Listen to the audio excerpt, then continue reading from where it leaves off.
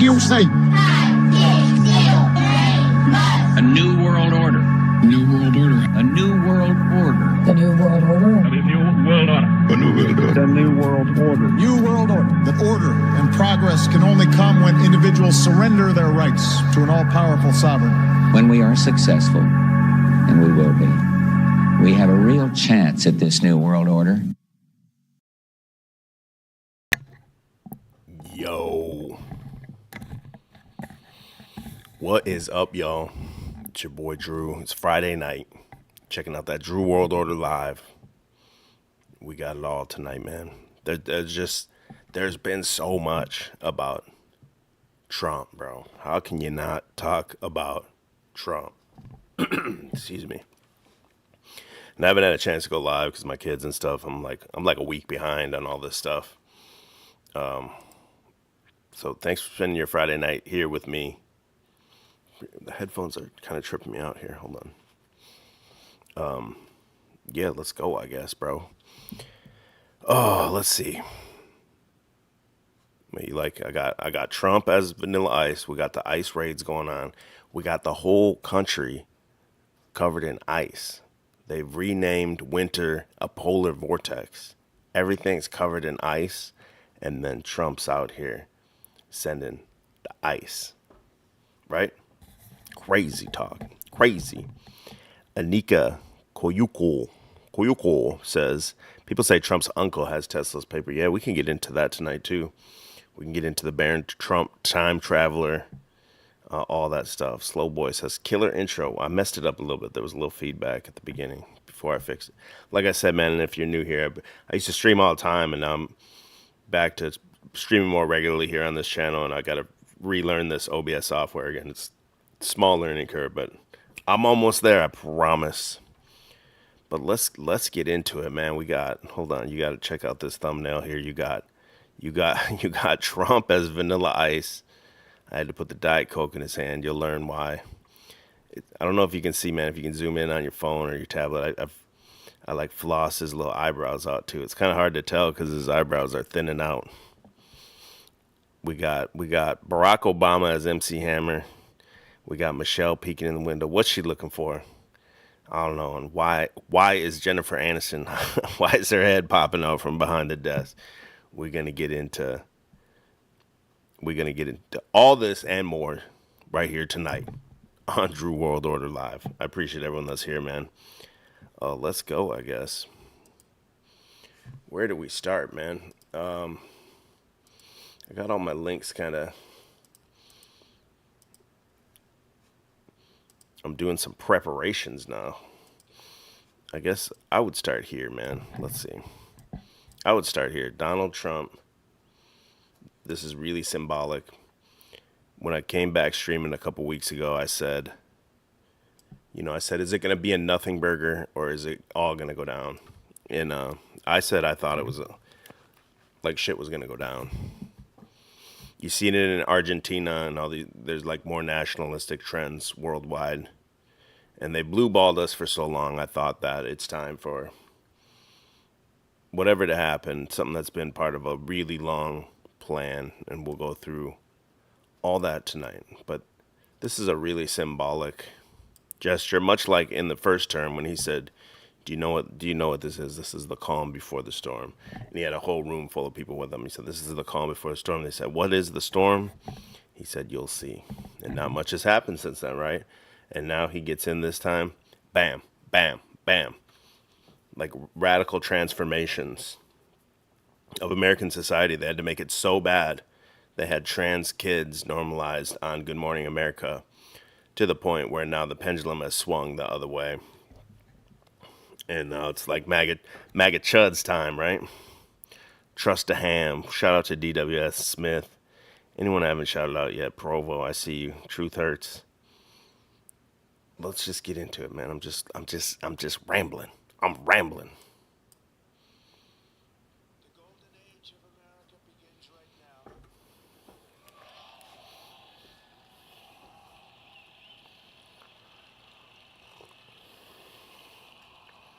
From this day forward, our country will flourish and be respected again all over the world. I gotta do like the Asmongold. I gotta do like make little clips here. So when he says this shit, I gotta be like, what, dog? What? This is crazy, bro. This is crazy. Millions of views right there. Sound is low, Tranquil Vortex says. Sound is completely off. Let's start again. We're gonna do Assmangold here. Ready? I had the sound completely turned off, so you're only hearing it from the headphones. Let's start again. Like I said, man, it's gonna be. I need a little stream deck thing here, man. The golden age of America begins right now.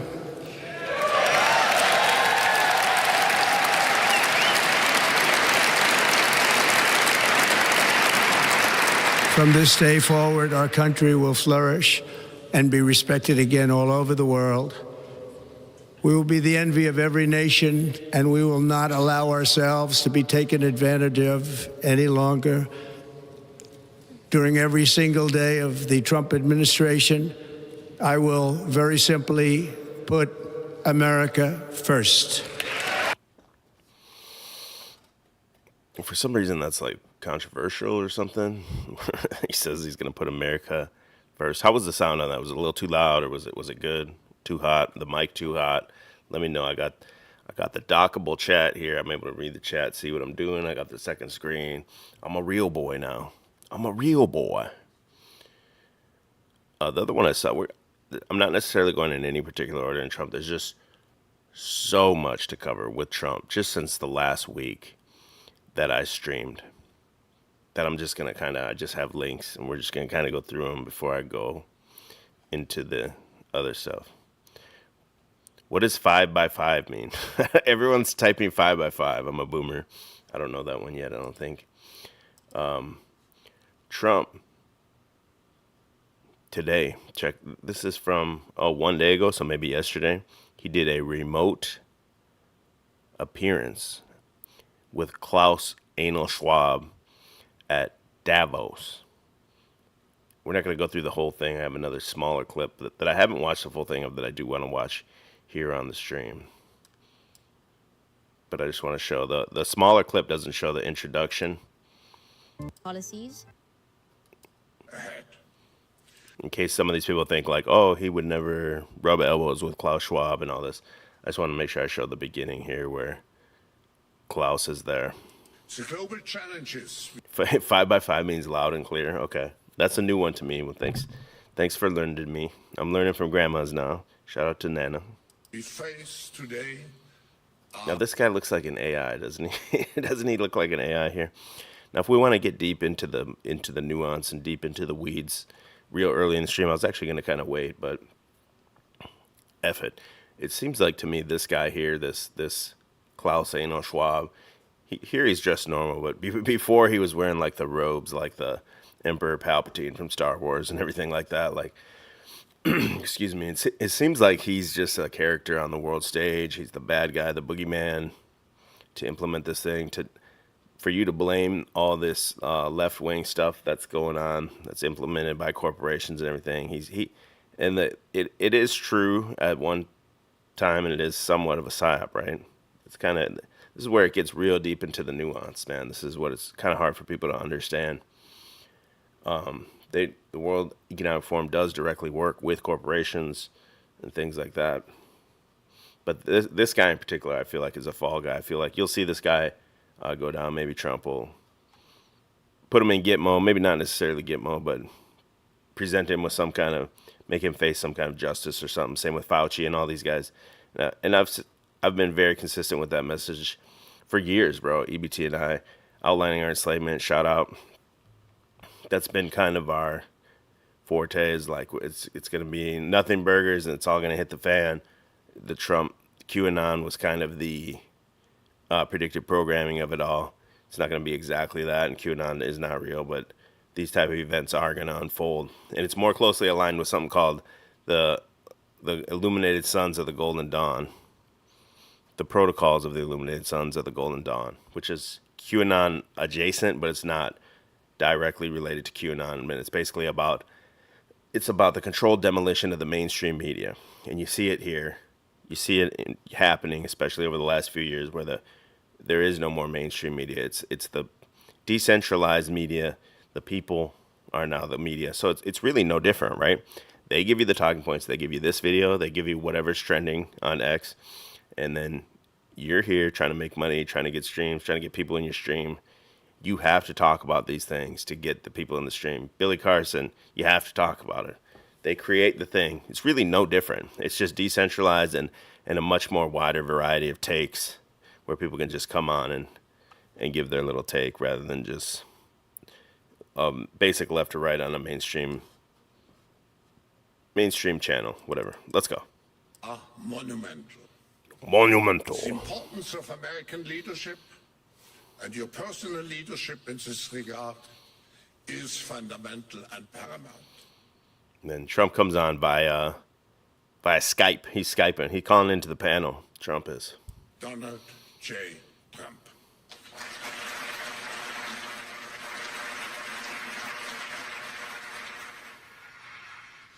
Well, thank you very much, Klaus, and hello to everyone in beautiful Davos. This has been a truly historic week in the United States. Now, Klaus himself and Trump here both to me seem like almost like an AI rendition. It's crazy. So that was this, but I'm gonna go to I have a shorter clip of this one saved. And I do want to watch this, actually. So we're going to hang out. We're going to watch this one. Message to so get cozy, get your popcorn. This is the highlights, I guess, 8 minutes. Every business in the world is very simple. Come make your product in America, and we will give you among the lowest taxes of any nation on earth. We're bringing them down very substantially, even from the original Trump tax cuts. But if you don't make your product in America, which is your prerogative, then very simply you will have to pay a tariff, differing amounts, but a tariff which will direct hundreds of billions of dollars and even trillions of dollars into our treasury to strengthen our economy and pay down debt. So I don't have an exact list. I was going to pull one up of like all the executive orders and all the things he's done already in just this first week. And one of them was the External Revenue Service to collect tariffs on other countries and stuff like that. So that's kind of what he's talking about. And if you go back 2 streams that I did the one about the North American Union and the Amero coin. It's old school conspiracy like canon. And it looks to be like it's happening in real time. And I think my prediction there was pretty on point, where I said he hasn't really included Mexico into that yet. Right now, it's just going north into Canada and Greenland, because he's going to have to target the cartels first. You can't integrate Mexico into it until those cartels are handled. So he is now declared the cartels, terroristic organizations, and they asked him point blank, like, is sending the military something you would consider to handle the cartels in Mexico? And he said, it's possible. And I think that's why he doesn't want to get too far into it. And then that also would make his deportations not as bad. Actually, damn, that's where I wanted to start. I wanted to start on the damn deportations, but it took so long setting this software up that I forgot. But we'll just keep going on here. But when you get through it all, if he's deporting these people there, but then eventually Mexico becomes part of the United States and gets the same types of laws and protections, then maybe these people wouldn't think he's such a bad guy after all. These people just got to go home with their families for a little while. They got a free ride home or something. And I do think ultimately the plan is to get people to love this guy so much they're going to want him in for a whole nother term by the end. Imagine all the things he's done just in this first week. Give him a couple more weeks. Give him a couple months. Imagine the first year or 2 years, how much stuff, if he even continues slightly at this pace, how much radical change he's going to implement. Now imagine he's done and he hands the keys over to a liberal. They're going to have carte blanche to go and do the same thing, right? Just undo everything he did, and now more extreme. Men can only compete with women and stuff or whatever. It's just going to be a more extreme liberal thing. And as liberalism and democratic ideas are kind of dying out, they're not popular anymore, I do think they're going away from that. And I think it was pushed so hard on purpose to get you to reject it, just like you see people rebel against whatever their parents, shove down their throat, they would say, or whatever. And then as they grow up, they rebel against that. They've kind of used that dynamic across society to push that liberal agenda, starting in early school years, and then all these years later. And now you see so much pushback against it that the pendulum has swung. So let's keep listening to him. And then we do got to get into that ICE. Damn, I had a whole clip I wanted to start the stream with. I blew it. Under the Trump administration, there will be no better place on earth to create jobs, build factories, or grow a company than right here in the good old USA. Saudi Arabia will be investing at least $600 billion in America, but I'll be asking the Crown Prince, who's a fantastic guy, to round it out to around $1 trillion. I think they'll do that because we've been very good to them. And I'm also going to ask Saudi Arabia and OPEC to bring down the cost of oil. You got to bring it down, which, frankly, I'm surprised they didn't do before the election. That didn't show a lot of love by them not doing it. I was a little surprised by that. If the price came down, the Russia-Ukraine war would end immediately. Right now, the price is high enough that war will continue. You got to bring down the oil price. You got to end that war. They should have done it long ago. They're very responsible, actually, to a certain extent, for what's taking place. Okay, I'd like to address this comment in the chat. Return of the Oak, I'm glad to see you here. I don't recognize your name. I'm sorry if you've been here before, but it's not ringing a bell. But Return of the Oak says he's too old to keep running. I don't think so. This dude is spry. He's 78 years old. That doesn't really mean, when you see him talking and everything, he's very energetic. He's, whatever they're pumping in him, whatever, he's still going. But think about it this way. Ozzy Osbourne's still on the road performing. We just had Willie Nelson come tour here in St. Augustine. 90 years old or something, that Willie Nelson's on tour strumming the guitar and saying, when you get the Jew contract, you can never stop. So the number 88's been heavily associated with Donald Trump, and I even have stories up tonight about that and stuff. But I do think that that's a symbol to probably his 88-year-old. That's when he'll pass away or step down or whatever. I think that's the cue to that. But he definitely is old. I don't want to discredit you, but I think he's got plenty. If it's all fake and gay anyway, and it's just actors on a world stage, right? Especially if he's older and you want to believe it, to add the layer of credibility to it. He has J.D. Vance there that he could just say, he's deferring to this younger guy to do a lot of the legwork for him. What's up, Skate and Destroy? What's up, Narniac? Millions of lives are being lost with oil prices going. Yo, sorry, one more. Willie Nelson's corpse, Silent Juices. So I looked it up. I can't remember the other day I looked this up as I saw Black Sabbath's quote unquote final tour, and it was either 99 or 2000. I don't remember. And Ozzy Osbourne, I just gotta say this quick. Ozzy Osbourne came on the stage. He held the mic like this. This was at the Target Center, and he did his little. He'd sing his line.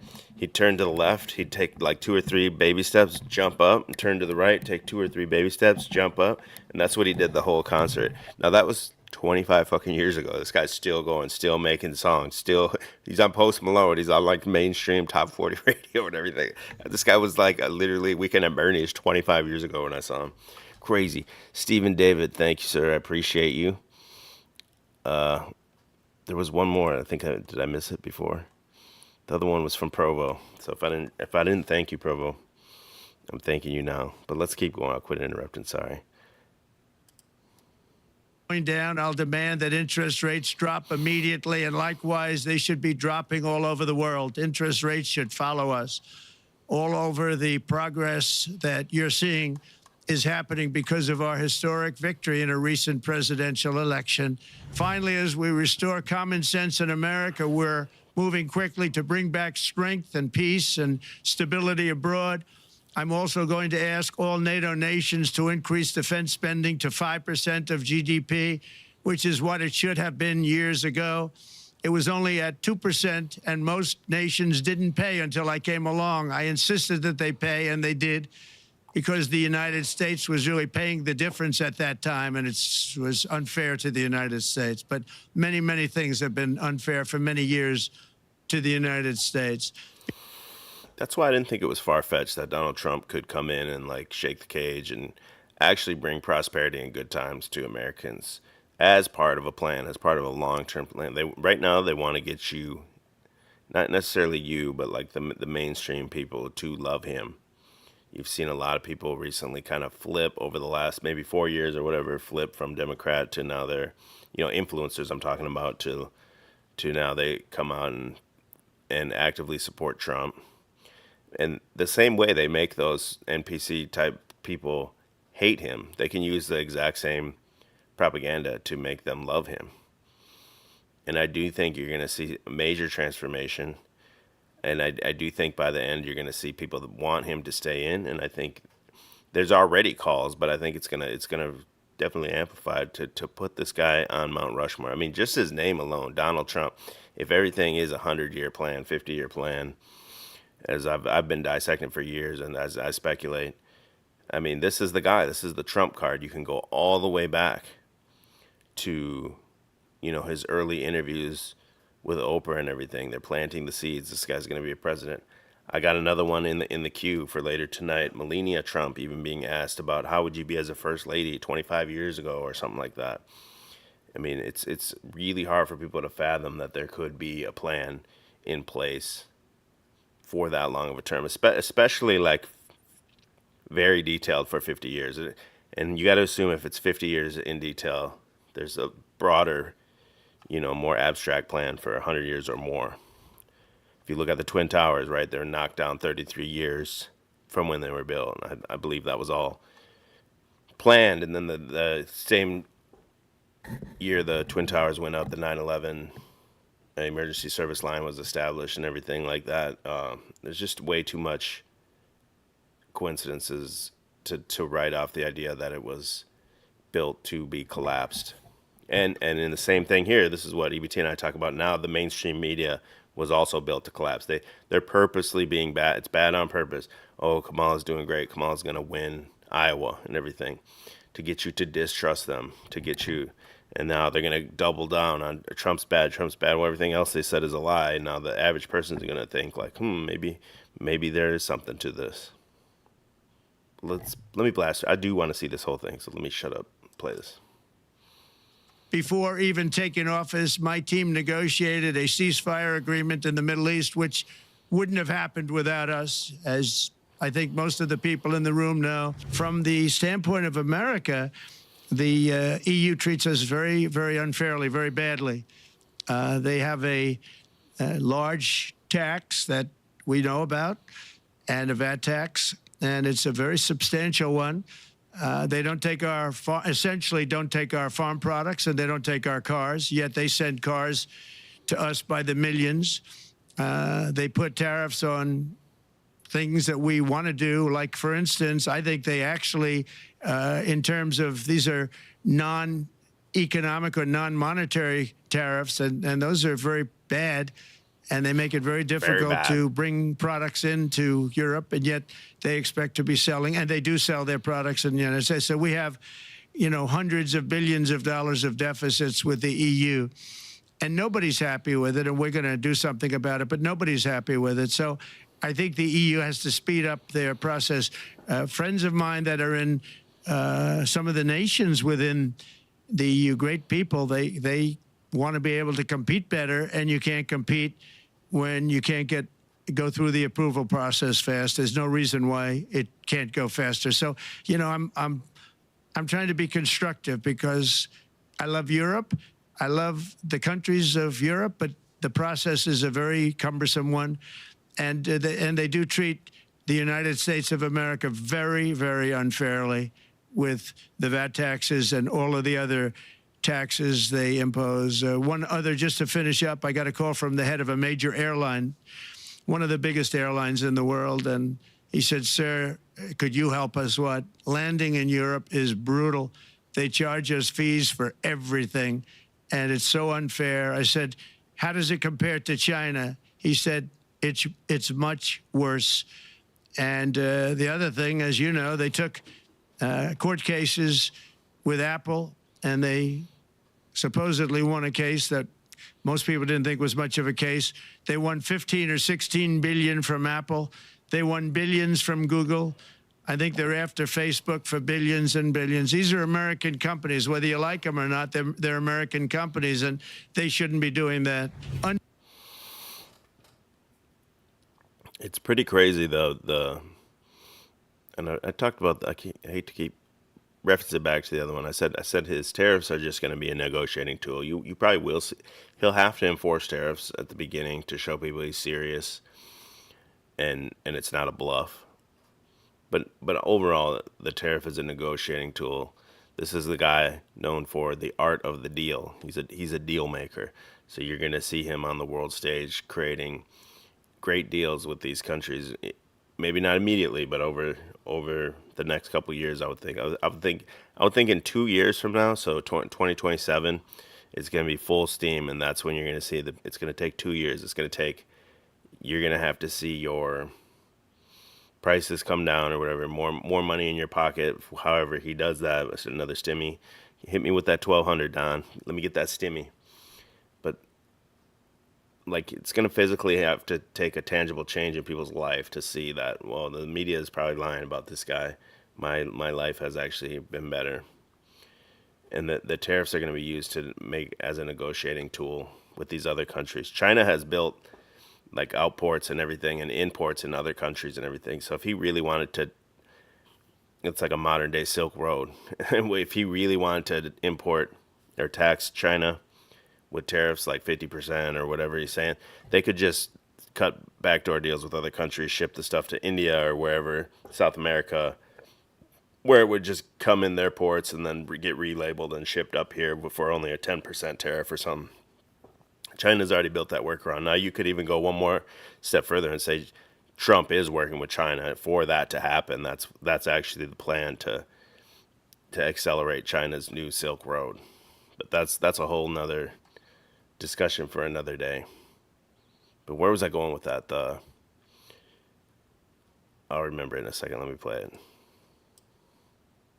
Under emergency declaration, I can get the approvals done myself without having to go through years of waiting. And the big problem is we need double the energy we currently have in the United States. Can you imagine? For AI to really be as big as we want to have it, because it's it'll be very competitive with China and others.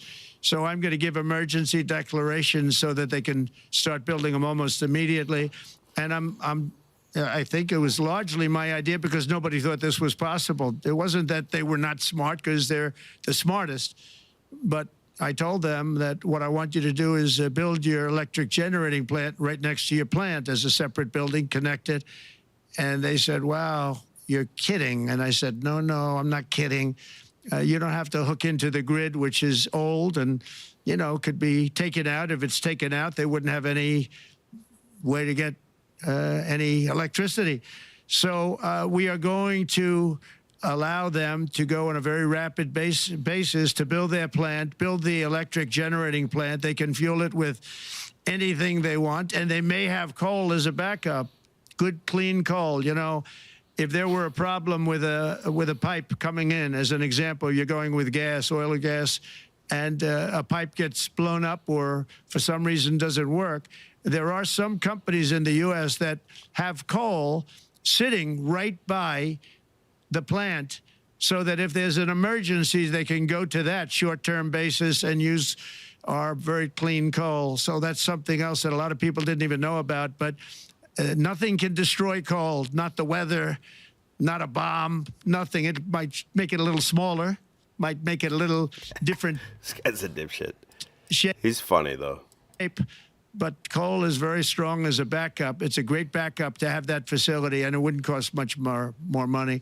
And we have more coal than anybody. We also have more oil and gas than anybody. One thing we're going to be demanding is we're going to be demanding respect from other nations. Canada, we have a tremendous deficit with Canada. We're not going to have that anymore. We can't do it. I don't know if it's good for them.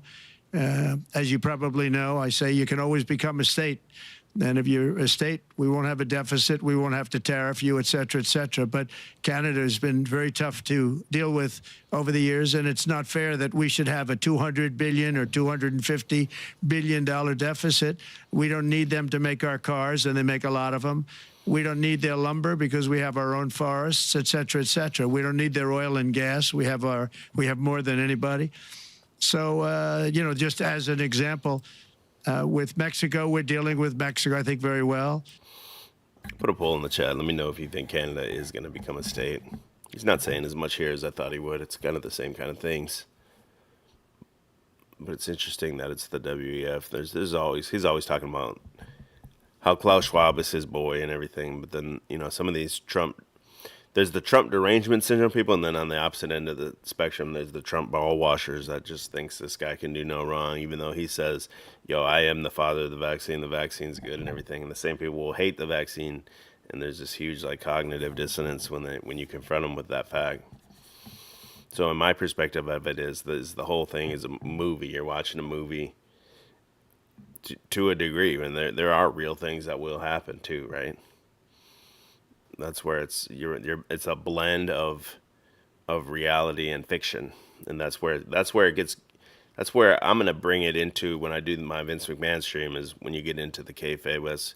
That's all of what wrestling is based on. It's like when you get into that gray area of what's real and what's fake, because a lot of these things that they present you with here are clearly fake. For example, that guy. I'll pull it up right now. The Joe Biden forever, bro.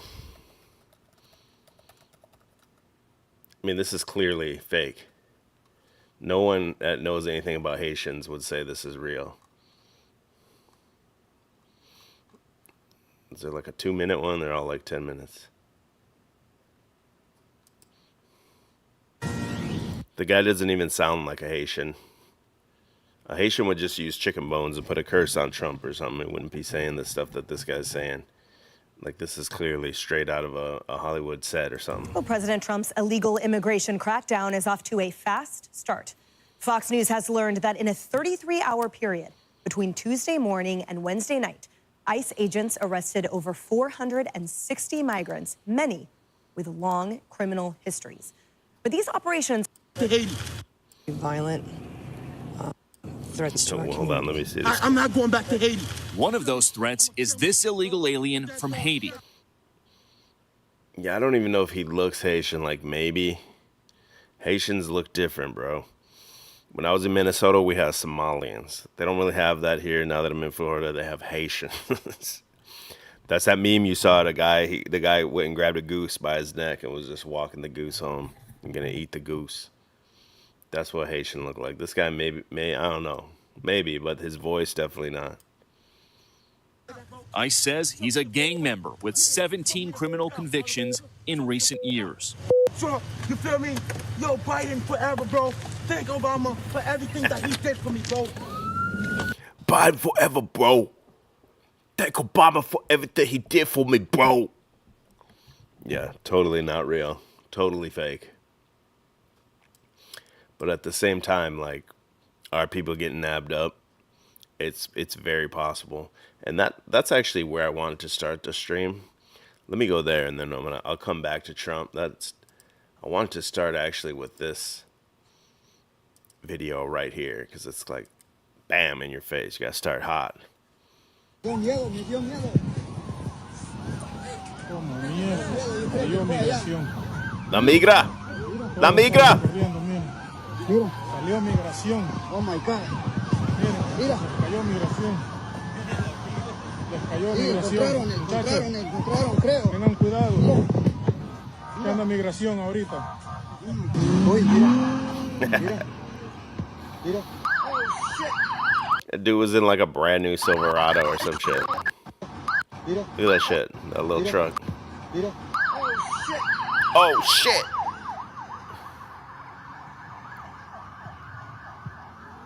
Mira. La migra. La migra.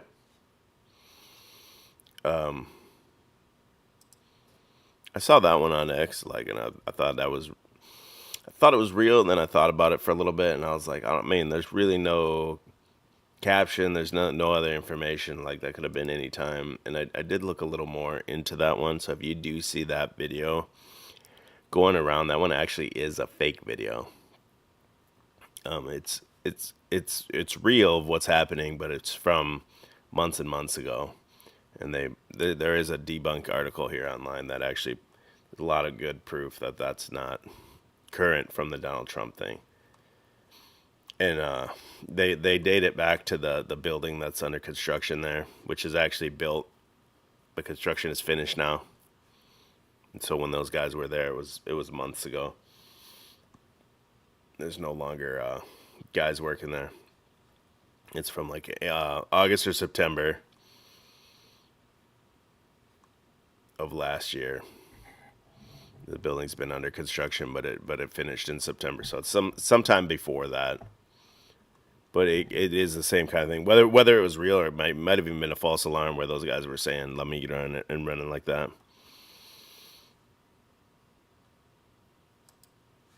But there are other guys out here. And what caused this too is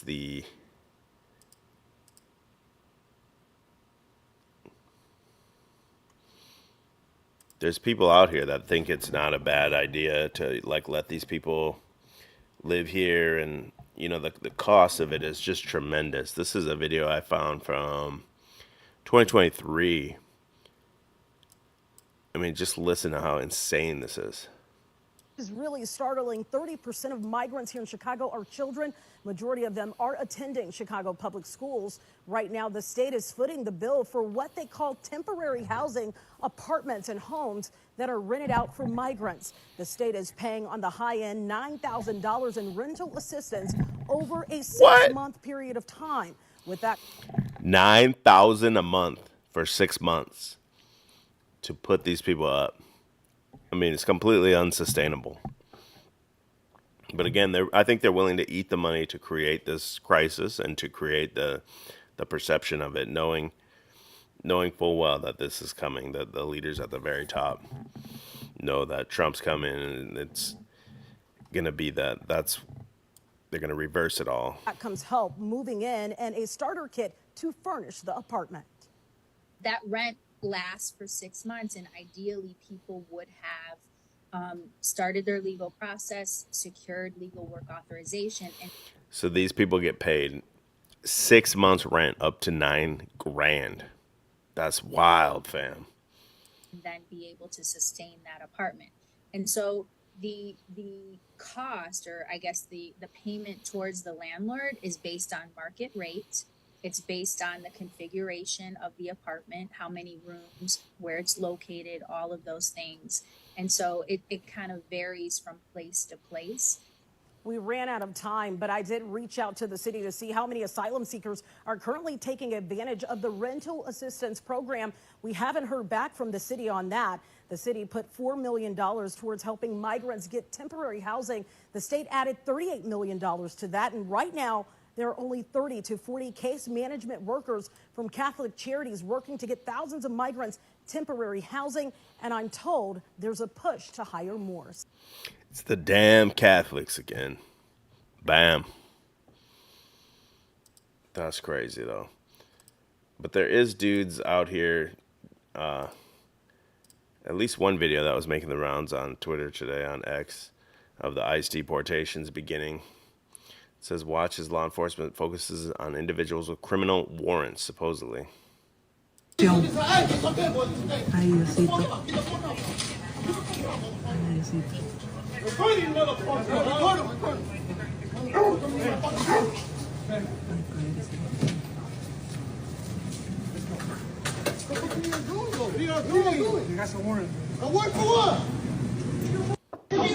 al lado de mi casa, señores.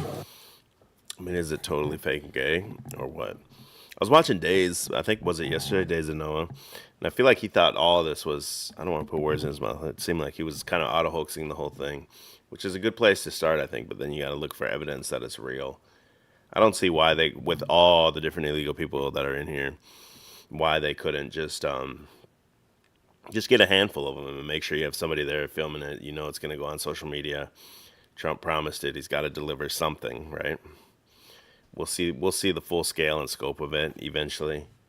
But I don't see why it's not real, in my opinion. There's a lot of other people on Twitter that are crying they want to be the allies of these guys. What is happening to my links here? Holy cow. Sorry, these links are crazy. I don't know how to use these little programs that well. These little, what do you call it? Google Slides and stuff. This guy's hilarious. Okay, now this guy looks like Destiny, and it's funny, he acts like Destiny. Donald Trump is going to begin his mass deportation raids tomorrow. Here's how you can prepare and protect your neighbors. The main focus is going to be on the city of Chicago. This is because Chicago repeatedly refused to bow down to Donald Trump during his first presidency, and he has it out for them personally. It's estimated that he will be sending over 200 to 300 agents to Chicago. Anytime you see one of these agents, you need to shout La Migra as loud as you can. Also shout ICE raid as loud as you can. If you see someone start running because they see an ICE agent, run with them. Do not let ICE identify their targets by who. This dude here, Captain Save-A-Gardener. Who is running and who is not. And remember that the reason they are Razor Blade Cactus is his name. Putting so much attention on Chicago is because they are also going to be doing this in plenty of other cities, and they want you to be focusing on Chicago and not your own hometowns. ICE agents and their vehicles have already been spotted in Seattle, in Cleveland, in New York City, in LA. Appreciate you returning the oak with $2. Says, I noticed a surge in promo for Catholic and Eastern Orthodox. I noticed it for Orthodox for sure. Catholic, I don't know. I mean, maybe that just hasn't hit my algo yet, but I don't really notice. I notice a huge trend in Eastern Orthodox, though, for sure.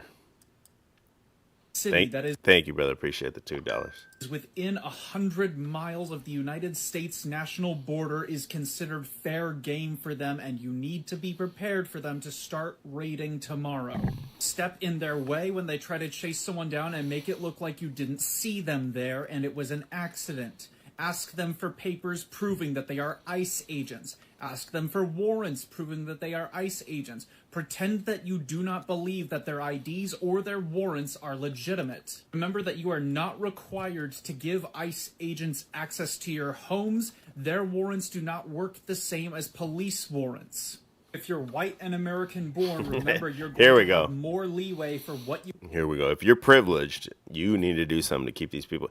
You need to pay their $9,000 a month rent for 6 months. It's up to you. You can get away with interfering with ICE operations than someone who is not. Abuse the hell out. If anyone that's not white tries to do the same thing that a white person does, they'll get stomped and killed. But if a white person does it, the police will just be like, oh, okay, I'm sorry. Excuse me, sir. I apologize. Out of that privilege. Remember, in English, ICE raid. In Spanish, La Migra. In Arabic, Al Hijra. You see an ICE agent, you scream all three of these as loud as you can. White people, be a goddamn wall between ICE and your migrant neighbors. You might be the only things standing between them and getting unlawfully deported. But they're here unlawfully, so how are they? Make it make sense, bro, please. I don't get it.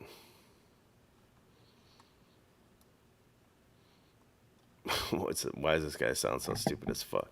Yeah, this guy definitely watching Vosh all day for sure. This guy in Destiny. Donald Trump is going to begin. He's got the little cuck beard going on for sure. There's quite a few of these allies videos going around. Students, ICE in Chicago with my students. What? No, You gonna deport my students, Donald Trump? Shit. bro, I've gotten a whole bunch of messages from people like, and I'm so appreciative of you. But baby, baby, it would never. You think I'd be scared of you trying to come up in my school? You don't think I already have a plan and a backup plan and 56 doors in the building and 17 routes on how to get to each one and backup on. How many black babies' dads does she have? Backup of contacts to make sure that their parents aren't the ones showing up. I mean, no offense, the district can give us training on what we're supposed to do over and over and over again, and they have, by the way. But I got my own plan. Because there's no way. Someone's child is locked in a room with this lady for 8 hours a day, every day, 5 days a week. Crazy, bro. You ever touching one of my kids? Ever? Never. Only I can touch my kids. Touching one of my students and never. Hello, God. Someone needs to talk to you because that's who you're going to talk to first before you ever touch one of my kids. Because I don't play about mine. And never have. And if you've been around for a while, you know that. Baby, I've written a manifesto up here on what I would do. You ain't got nothing up there, lady. She wrote a menu. That's what she wrote. Listen, lady, just remember, there's no loudmouth women in heaven. If you're a younger cat watching this, please learn about physiognomy. Look at this lady, study her look and how she looks, and remember it. And when you see a person in real life that looks like this, just apply what you see here to what you see in the real world. It's a pretty good gauge. You gonna touch my kids? What a fucking... Yeah, there we go. Crazy ass woman. These are the people that become teachers, though. The teachers are insane. Sampaku eyes right there. Absolutely insane teachers.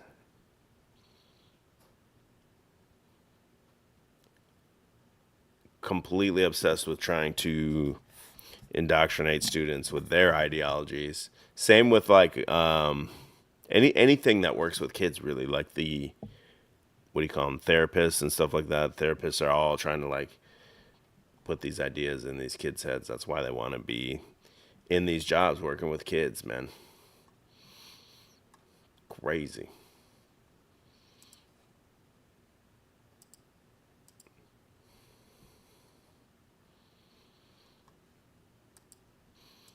Okay, now this is like the opposite of that teacher. That teacher was like the uppers. This is the downers. Michelle's her name. I am a teacher in Chicago. There's my classroom. We're doing a lot of testing today. There are my standards. And today we were briefed on what to do if ICE, which is Immigration Services, come to our school. We have over... Immigration Services, that's the acronym, something like that. Immigration. This is a teacher putting your most precious angels that God gave you. You're sending them to her for 8 hours a day, Monday through Friday. Over 80 immigrants that came in the last 2 years, and we were told that if the agents come to the door, we're not allowed to let them in, or they need to show us a warrant. So, pretty scary today. It's just a hard day. I guess we will see what happens in Chicago today. Why do they have to fake like they're crying? Like, oh, such a hard day. Little Jose might get taken out. Little Diego. La migra. Wish us. 小红书 Okay, I want to take that TikTok final little sound at the end of the videos and slow it down. Is it like Morse code or something? That little TikTok sound's got to be something. We're going to decode it. Oh, man. Yeah, these people are nuts, man. But anyway, let's go back to our boy Trump. I don't even know where I was on Trump here. You could go like all night on just the last week of Trump. This is him today again, using the number 88, which 88's always associated with Trump, and they even say Donald Trump. Robert Zemeckis and says that Trump's the inspiration of Biff Tannen and Back to the Future, 88 miles per hour, all kinds of other references to it if you look it up. But and today, this is from today, yeah, he came out and talked about 88,000 IRS agents. On day one, I immediately halted the hiring of any new IRS agents. You know, they hired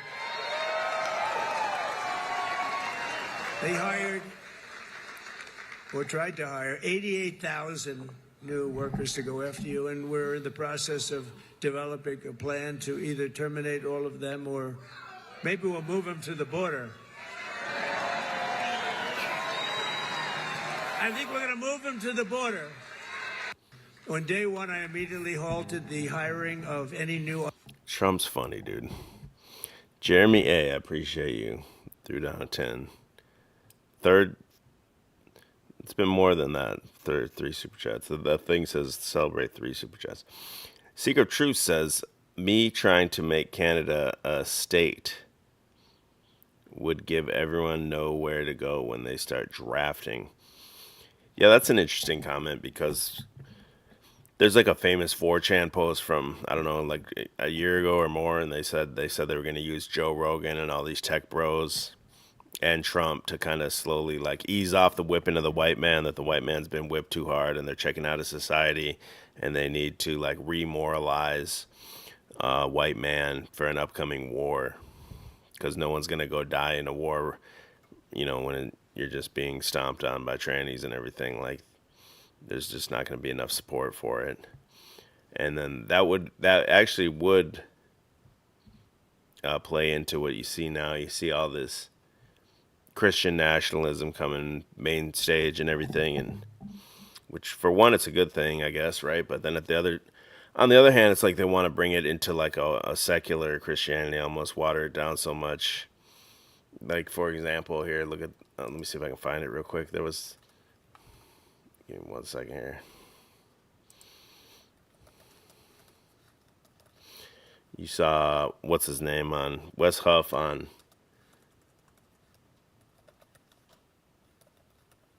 Wes Huff was on Rogan. Then Mel Gibson's on Rogan talking about Christianity.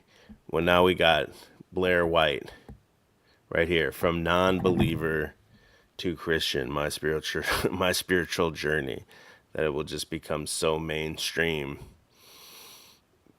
You know, I think they figured out they can't stop people from believing in Christ, but maybe they think they can kind of contain it and kind of control Christianity to bring it to what Elon himself called himself. He said, I consider myself to be a cultural Christian. The guy that dresses up as the Antichrist at whatever little gala ball he went to and everything like that. He's like, yeah, I'm a cultural Christian, he said on Joe Rogan. And now you have Blair White, transgender Blair White. All right, so I thought this year we would add just a new little segment into the podcast called Ask Blair. You ask and Blair responds. So let's just jump into some questions from Instagram. What are the most liberal opinions that you... Crazy. But anyway, this is what I think you'll see. You already saw it with like Kat Von D. I think you will see Rogan going forward. Rogan will probably come out and talk about it. He's at least like, you know, kicking the tires on Christianity. And you see all these different influencers. Now that it's not like you won't get canceled for talking about it. It's like monetized now to do this. you're going to see a lot more people dipping their toes into this, whether they truly mean it or not. They probably don't. But I think overall it would just lead to like a degradation of the standards of Christianity, in my opinion. There was another one I saw today about Target and the Minneapolis Pride Parade. I can't even say it. Now, Target notoriously had the tuck underwear for children. They had all this crazy shit. Trannies on there, like transgenders, excuse me, on there. Like when you walk in, you know, the models or whatever, the pictures of the models or everything. And now today they said Target will not have a presence at the Twin Cities Pride, which is a huge parade in the Twin Cities. Twin Cities, we're going to talk about Minnesota more later tonight. I'm going to get into Twin Cities in Minnesota, have some stuff. But I don't think people understand Minnesota is how bad it is there. It's like, I would say it's worse than California. I mean, I know that some people might find that hard to believe, but I mean, compare Tim Walz to Newsom. They rolled with Walz. They wanted to give you the most extreme example. He's much more extreme than Newsom even. And for a long time, I'm not 100% sure on this. I believe Minneapolis had more gays than San Francisco for a while. Like San Francisco was the leader, and then I think Minneapolis was the leader after that. And now I believe it's Atlanta. I could be totally wrong. I'm not not a homosexual expert, but if not, like it's literally up there with one of those huge amount of gay bars, gay scene and everything there in Minnesota. Huge amount of Somalians. Everything you think of. There's the Somalian, that Ilhan Omar, the House of Representative woman. But Target, the Minnesota-based company, one of the biggest supporters of transgender movement, to the point of even putting it in their store. When they thought there was a buck in it, now they think there's no more dollars in it, and they're pulling back on it.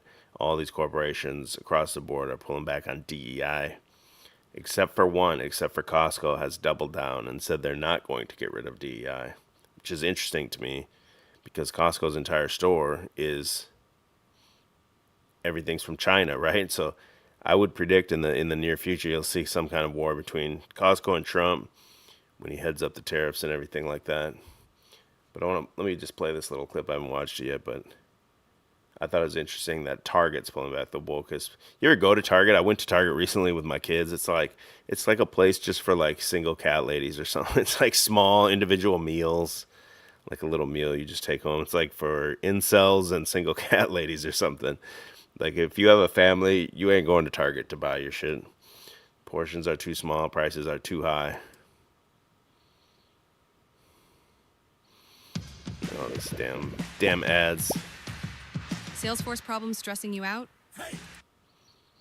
A big change tonight for Minneapolis-based Target. The retailer is ending its diversity, equity, and inclusion programs company-wide.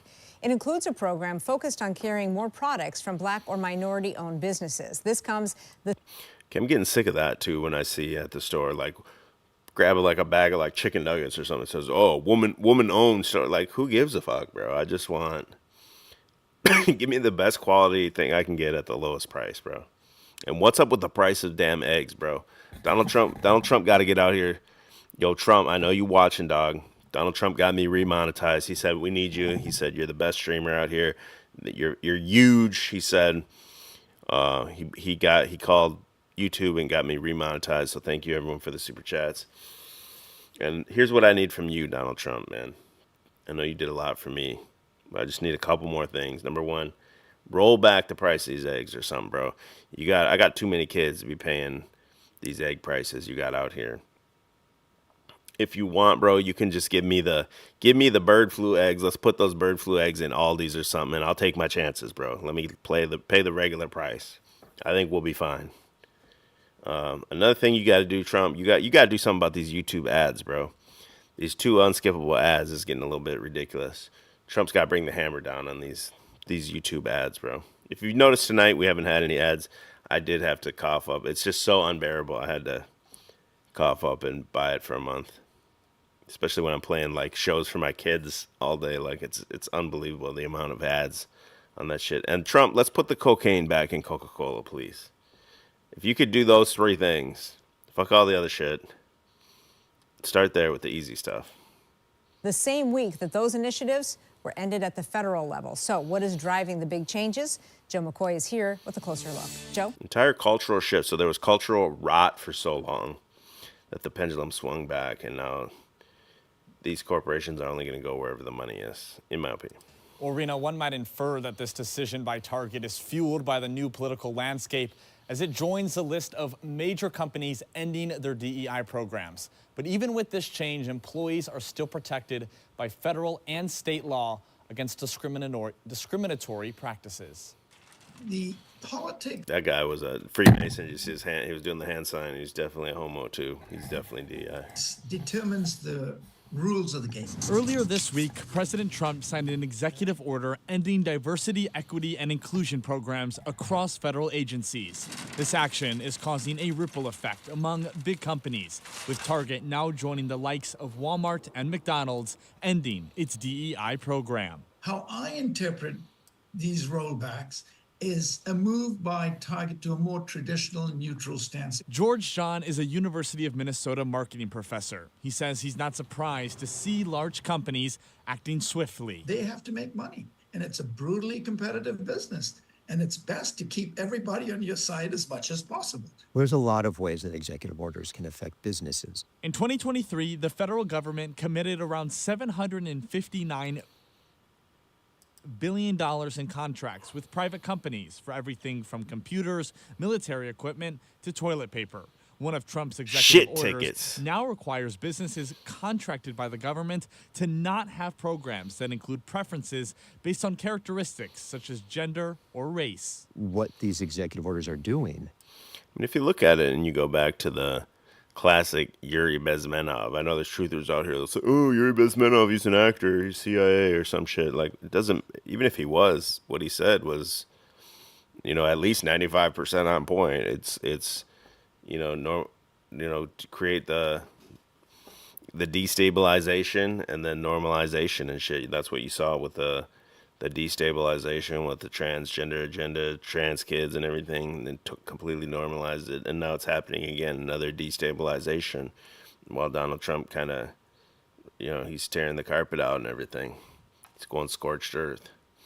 And we'll have another normalization. That's when I think that people will love him.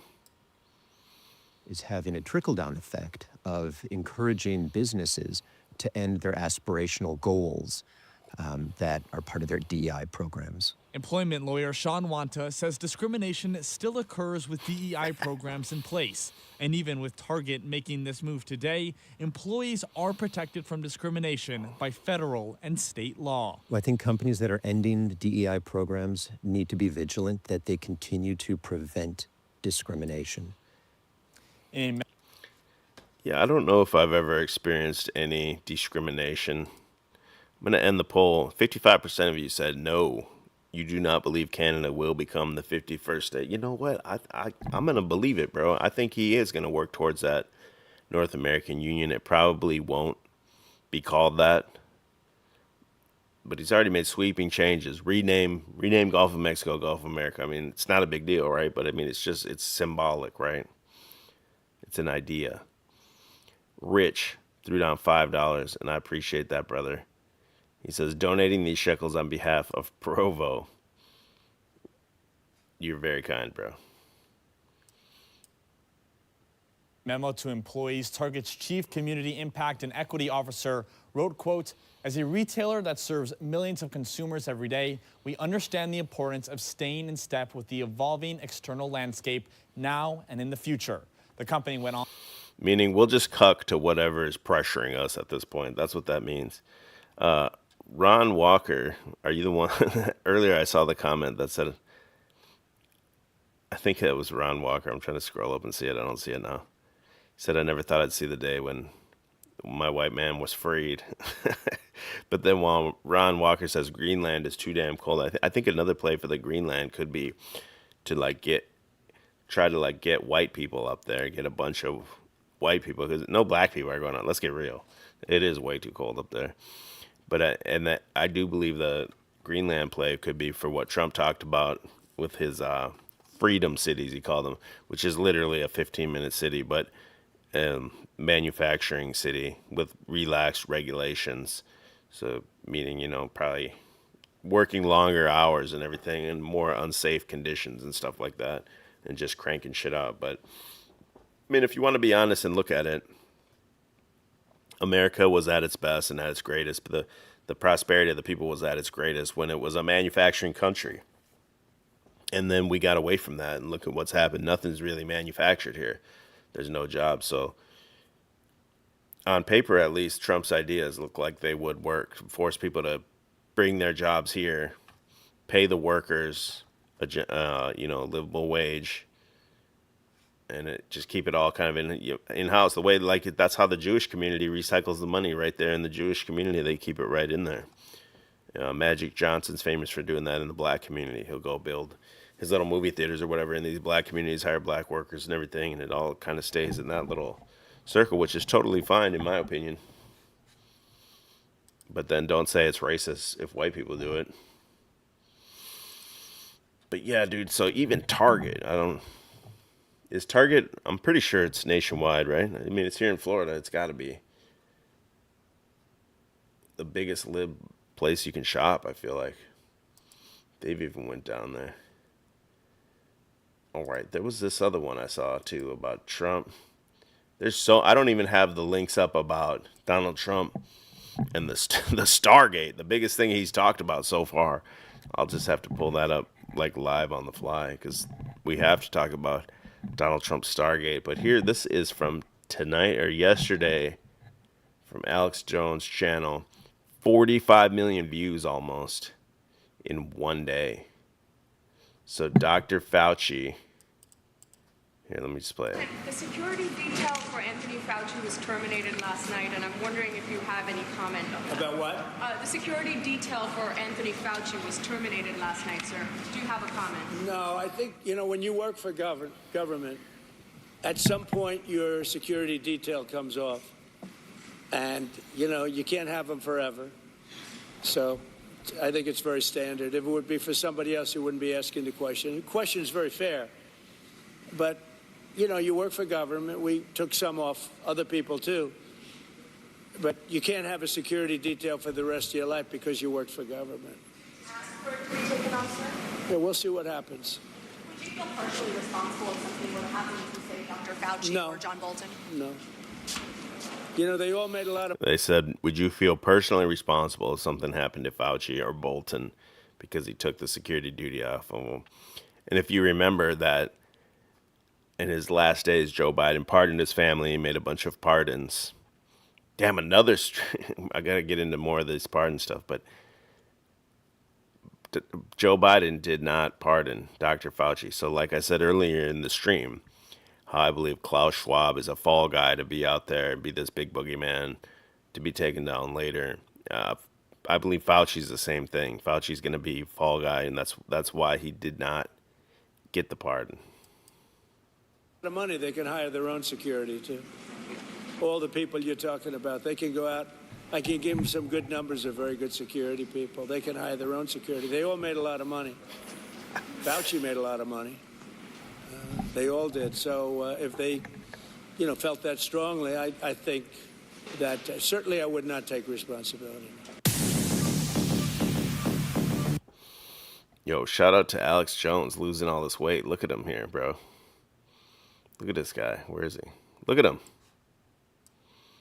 Tweaker now. We have the great atomic defense, the strong system. Everybody should be on, especially this time of year. Boost your immune system. TheAlexJonesStore.com. Bro, Alex Jones. Remember they said he got bought by The Onion. InfoWars got bought by The Onion. And that was right after Donald Trump went to McDonald's. And then McDonald's had that, was it E. coli or salmonella, whatever outbreak. And they said it was from The Onions. Something to that. I don't know really what it is, but definitely something there.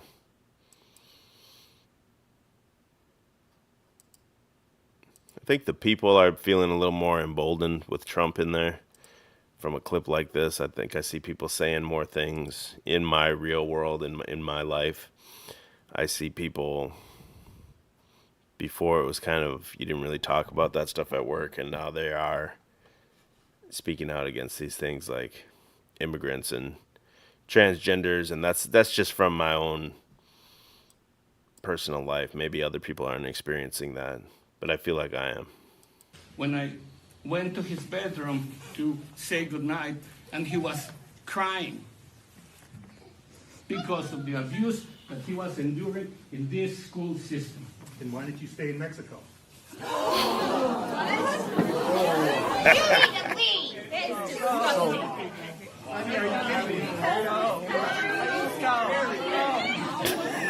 When I Base dad there, dude. Look at those people go the fuck off. All those Yenta moms went crazy. He said, why don't you stay in Mexico then? Then why did you stay in Mexico?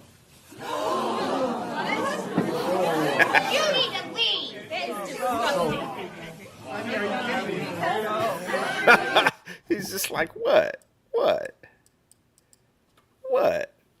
What'd I do? Fucking Peter Griffin. What? Look at the shitty grin on his face, too. It's fucking funny.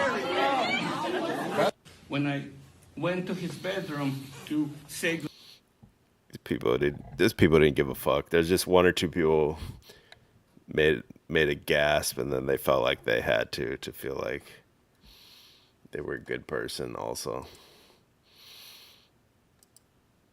Bro, there's just so much. I haven't even scratched the surface of Donald Trump.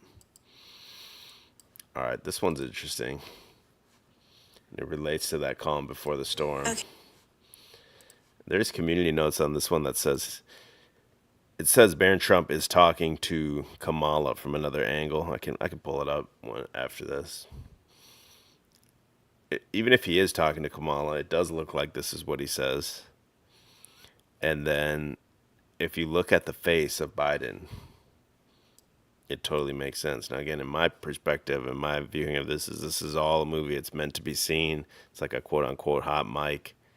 And then you watch the movie, and Biden knows he's got to make a face, because just watch it.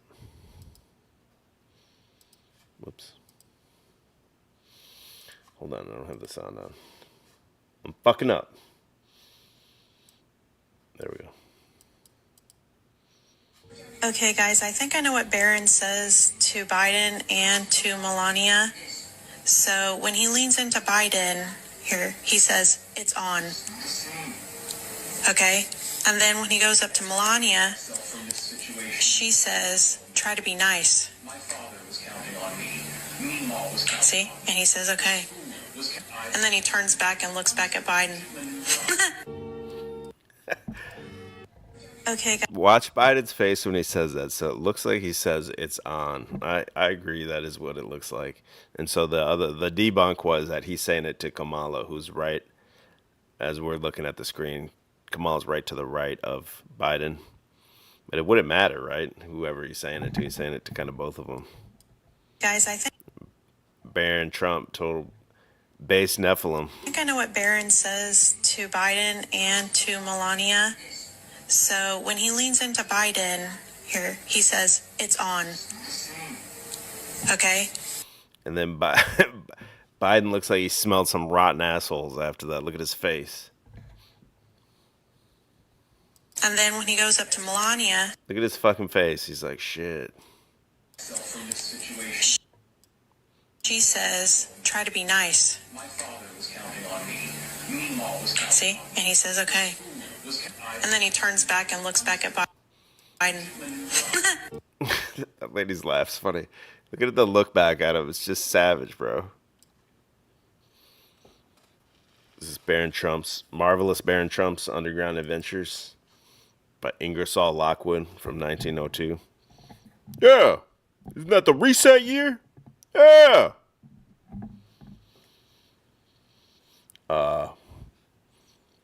Yeah, the debunk here, let me show it real quick. So someone says I'm spreading fake propaganda or something. Did you see the one? Oops. So this is the same thing, just different angle.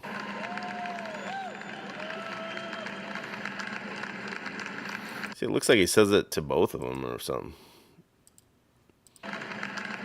It's on, motherfucker.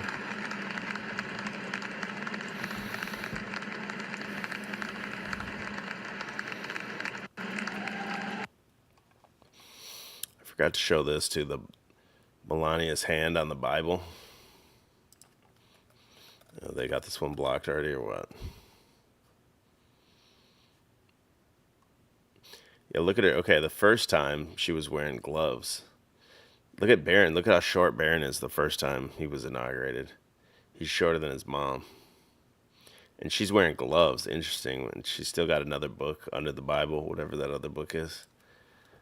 Let me go to X, though, and see if I can find this one. Melania.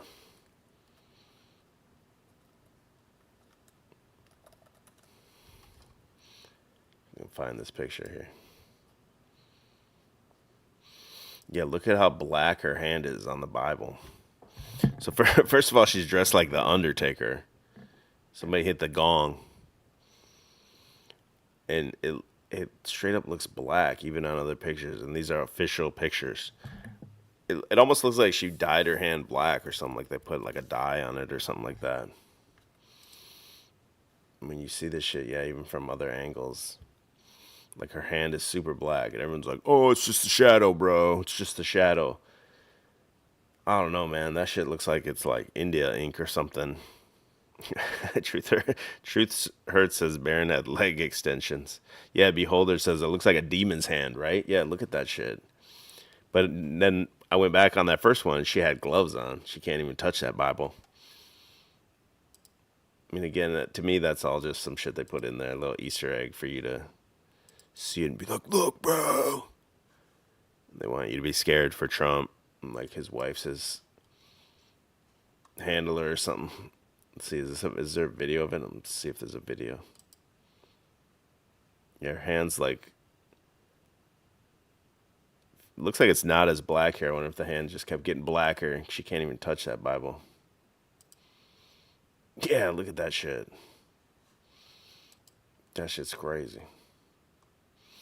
And then, of course, these people were making a big deal that he did not put his hand on the Bible when Trump got sworn in. So some people were saying, well, obviously, you know, what about all the presidents that did put their hand on the Bible and then went and broke every campaign promise they made? Is that okay as long as they put their hand on the Bible? But then I saw another angle where they were saying because he's pledging allegiance here to the U.S. corporation, which he's dissolved, and now he's actually the 19th president of the Republic of the United States. So he can't put his hand on the Bible because the corporation has been bankrupted or whatever. Please raise your right hand and repeat after me. Okay, I want to watch her hands here on this. Hopefully you can see them. I, Donald John Trump, do solemnly swear. I, Donald John Trump, do solemnly swear that I will faithfully execute. That was the whole damn video? I need a longer one than that. Hold on. Please raise your right hand and repeat after me. I, Donald John Trump, do solemnly swear. I, Donald John Trump, do solemnly swear that I will faithfully execute.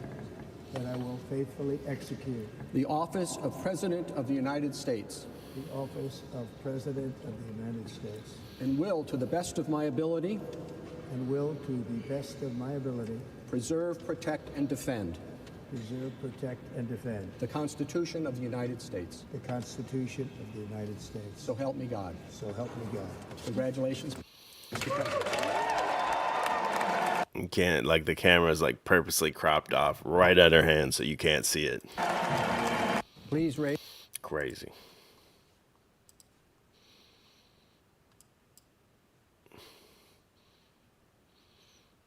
It says the Bible she's holding was gifted to Trump by his mother during his childhood. Look at her hand's not black there yet, though. Crazy. So I don't know. Do they do that in post edit, or maybe she's got like some, you know, those little black snakes you get on 4th of July. You light that little black puck and a little snake pops up. Maybe she had some shit like that in her pocket and she can just rub her hand on it real quick or something. Just because they know tweakers are going to be looking at this shit on the internet like, oh, shit. Look at her hands. Look at it. That's crazy, though. It is slowly darker here. And only the one finger that's, like, under the Bible. Like, yeah, I totally get shadows and shit, but why is it so much darker? Heart of Aries says, is Trump a Jew or not? Let's get to the real issues. Okay, well,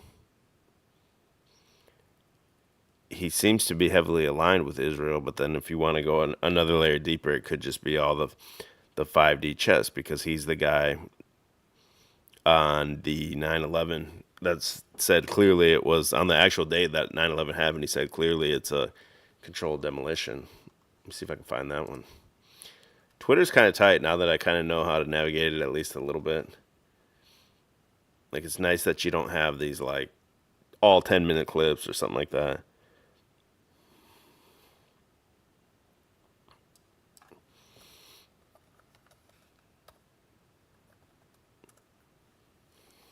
Let's see if they got, like, a video.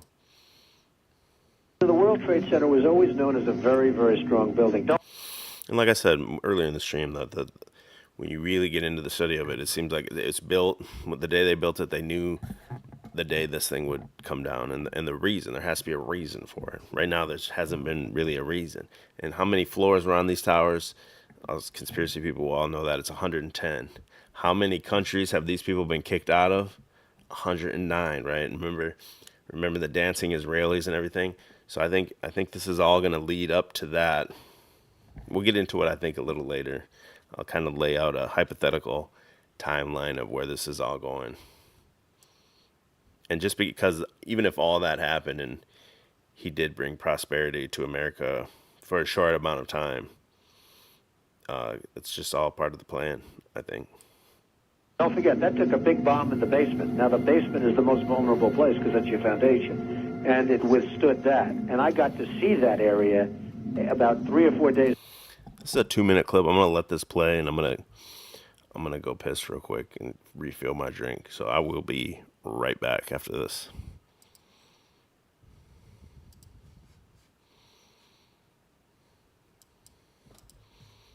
The World Trade Center was always known as a very, very strong building. Don't forget, that took a big bomb in the basement. Now, the basement is the most vulnerable place because that's your foundation. And it withstood that. And I got to see that area about 3 or 4 days after it took place because one of my structural engineers actually took me for a tour because he did the building. And I said, I can't believe it. The building was standing solid and half of the columns were blown out. I mean, so this was an unbelievably powerful building. If you know anything about structure, it was one of the first buildings that was built from the outside. The steel, the reason the World Trade Center had such narrow windows is that in between all the windows, you had the steel on the outside. So you had the steel on the outside of the building. That's why when I first looked, and you had big, heavy I-beams, when I first looked at it, I couldn't believe it because there was a hole in the steel. And this is steel that was, you remember the width of the windows in the World Trade Center, folks. I think you know, if you were ever up there, they were quite narrow. And in between was this heavy steel. I said, how could a plane, even a 767 or 747 or whatever it might have been, how could it possibly go through the steel? I happen to think that they had not only a plane, but they had bombs that exploded almost simultaneously, because I just can't imagine anything being able to go through that wall. Most buildings are built with the steel is on the inside around the elevator shaft. This one was built from the outside, which is the strongest structure you can have, and it was almost just like a can of soup. You know, Donald, we were looking at pictures all morning long of that plane coming into building number 2, and when you see that approach the far side, and then all of a sudden, within a matter of a millisecond, the explosion pops out the other side. Right. I just think that it was a plane with more than just fuel. I think, obviously, they were very big planes. They were going very rapidly, because I was also watching where the plane seemed to be not only going fast, it seemed to be coming down into the building. So it was getting the speed from going downhill, so to speak. It just seemed to me that to do that kind of destruction is even more than a big plane, because you're talking about taking out steel, the heaviest caliber steel that was used on a building. I mean, these buildings were rock solid, and you know, it's just an amazing thing. This country is different today Bam. I didn't kind of missed everything he said because I was refilling my drink and pissing. But I think he said, to quote Soul Read Analytics, I'm pretty sure he said fake and gay, right? Is that basically what he said? So this is where it gets into, it's how could it be this long term of a script? They're going to build this thing to bring it down, to have this guy play this role that he's going to come out, declassify JFK, MLK, and then eventually he's going to go here, right? He's going to have to go here to the 9/11 declassification, and then they can make it say whatever they want it to say, that anyone was behind it. I think that if you were really going to make it somewhat believable, you would have to have him. You couldn't just go, and I think that's even what the QAnon narrative is, right? Like, save Israel for last. I believe that's what they say. Like, you need the Jews, you need their support, you need their money and everything if you're going to do all this. And then you could do whatever you're going to do. Because I believe there's a famous quote from, is it from Netanyahu? I'm not 100% sure, but some Jew has a quote that, like, you know, America's our sacred cow and we're going to suck it till the blood's dry or something like that. I think America's pretty much at that point. It's sucked dry. And they want to move on. In my opinion, they want to move on to India. And if they do get to number 110, well, now they can cry victim for another 100 years. At the same time, get America into some kind of like digital ID, web ID type thing, blockchain technology, money system, and everything like that. And give you prosperity at first so that you like it. Just like you've seen with all these cryptos, be a rug pull down the road. Skate and Destroy says this plan has been in the works for centuries, I think. I'm glad that you see it too, and I know that a lot of these people here in this chat have been with me for years, bro, and I appreciate you guys. And I know a lot of you guys kind of feel the same way, or at least you're open to considering it. The fact that you're still here, we've been talking about these ideas for a long time. Secret Truth says, them buildings were remodeled a couple years before with spec material to go down. Explosive concrete material, not normal concrete. I think it could have been built with that from the very beginning, actually. But yeah, I know what you're talking about. And then you get into I wonder what comes up even when you say dancing Israelis on here, if you can even pull that up. But like, for example, one of these ideas, if you're talking 5D chess, save Israel for last, is the TikTok ban, right? He banned TikTok. They shut down for one day. He brought them back. He said, I'm going to give you 90 days to find a buyer. And when it comes back, all these like Free Palestine channels and everything are gone and missing. All these different posts are missing about that. And that's the angle, like, that he's with Israel to get all this anti-Israeli propaganda, anti-Semitic propaganda shut down. But really what, if you want to go, 5D chess on it, it's really like weaponization of the Streisand effect. Now, the Streisand effect, if you don't know, that's where Barbara Streisand tried to like block pictures of her house online. And no one cared about what her house looked like until they heard, oh, she doesn't want us to see it. So then everyone wanted to like look it up and see it and publish it and stuff. So it's the same kind of thing. It's like maybe and as anyone in here has seen, the like getting into the J's and everything has increased exponentially when you look at this information in the last few years. And I think they're trying to like steer everyone into that, just like they steered people into becoming like SJWs and stuff. What would be worse? What would be the next iteration of SJWs? It'll be even worse than SJW as well. Like a Q-tard, that'd probably be even worse, bro. Like they think everything that every time they take a breath, they think they're saving a child's life or something like that. They're not really doing anything.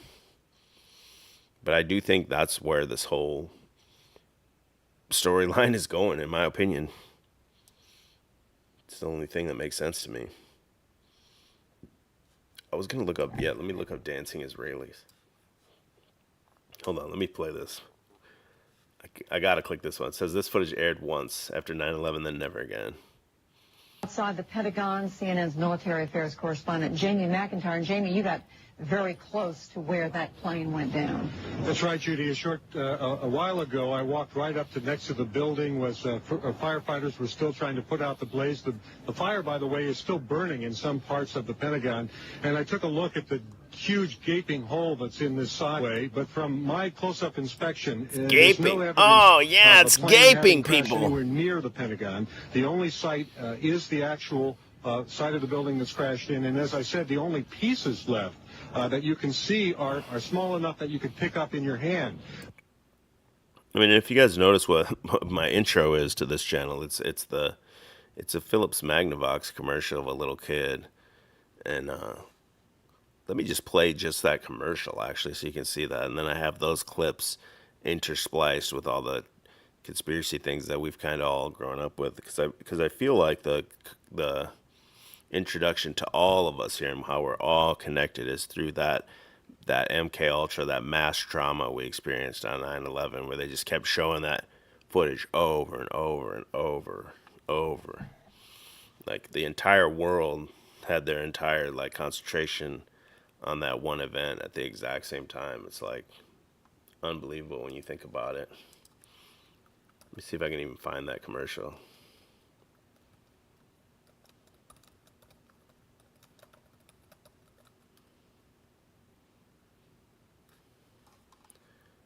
Oh, this looks like the same kid, but that's a different one.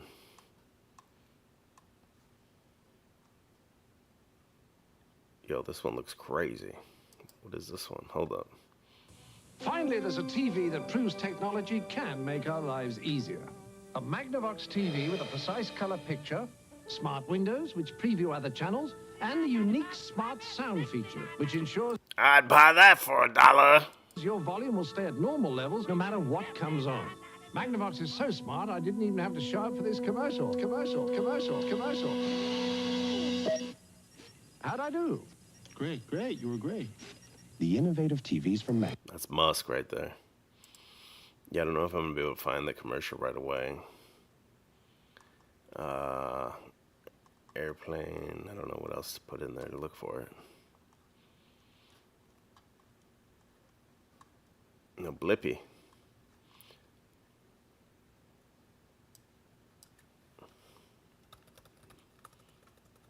One second. Fighter jet, maybe. I'd like to play that so you can just see just the commercial. I have it saved on a hard drive. I don't remember where I even got it from.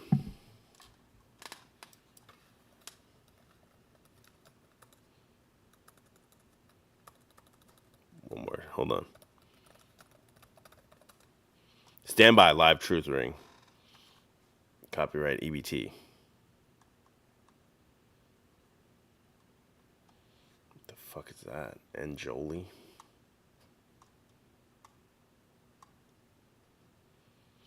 Okay, yeah, this one's crazy. The Halliburton commercial. You guys ever seen that one? Hate to take the 9/11 detour, but we'll stay here for a minute. Where you could do. It's a great investment. Dianetics. Be watching Channel 9 in the Twin Cities. You'd be watching like Montel and Ricky Lake, and they played Dianetics commercial fucking all morning. The other one they played was The Mysteries of the Unknown Books, which is in my outro video. Imagine a world where you could do anything and leave old, inefficient ways of doing business behind. With new ways to find and share information, Damn. AT&T can streamline the way you do business, so there's no limit to what you can do. Damn, the Twin Towers falling, man, right there, like from the 90s. Crazy. What was the number on his shirt there? Hold on. Oh, it just said USA. I thought it was a number.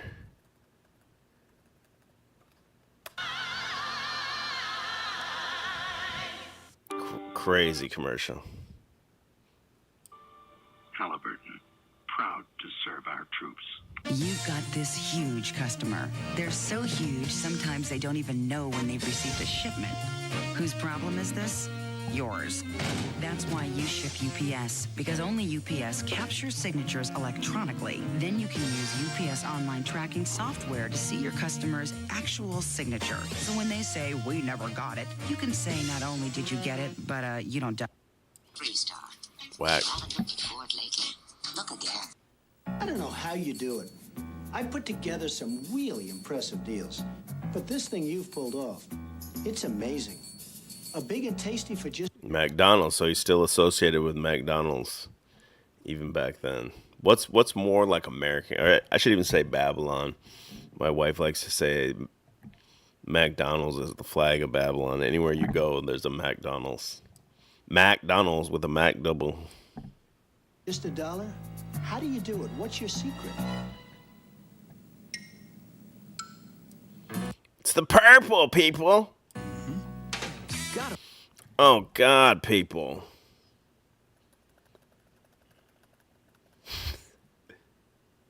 It's the purple. Oh, God. Love it. Buck, you're in luck, because you can get a delicious beefy big and tasty, a McChicken sandwich, and lots of your other favorites on McDonald's Dollar Menu every day. Together, Grimace, we could own this town. Remember they had that weird Grimace, like the Grimace Challenge? That was predictive programming for Donald Trump's assassination attempt. Okay, anyway, I'm not finding it. I wanted to show you guys the commercial, but basically my point was we all got initiated into looking at this stuff by 9/11, and then they threw out pissed on breadcrumbs, shout out QOC, for us to chase, Zeitgeist and all the other stuff that came after it. But if you keep going and understand that it's all planned from the beginning, then you got to start to take into consideration what would be like the end game. Well, the end game would be like a reset, probably like a financial reset, every kind of reset, a Jubilee even, I think. But then just to get you on some new system, which would ultimately probably be worse and more enslaving. But it would take years to for the normal person to see that.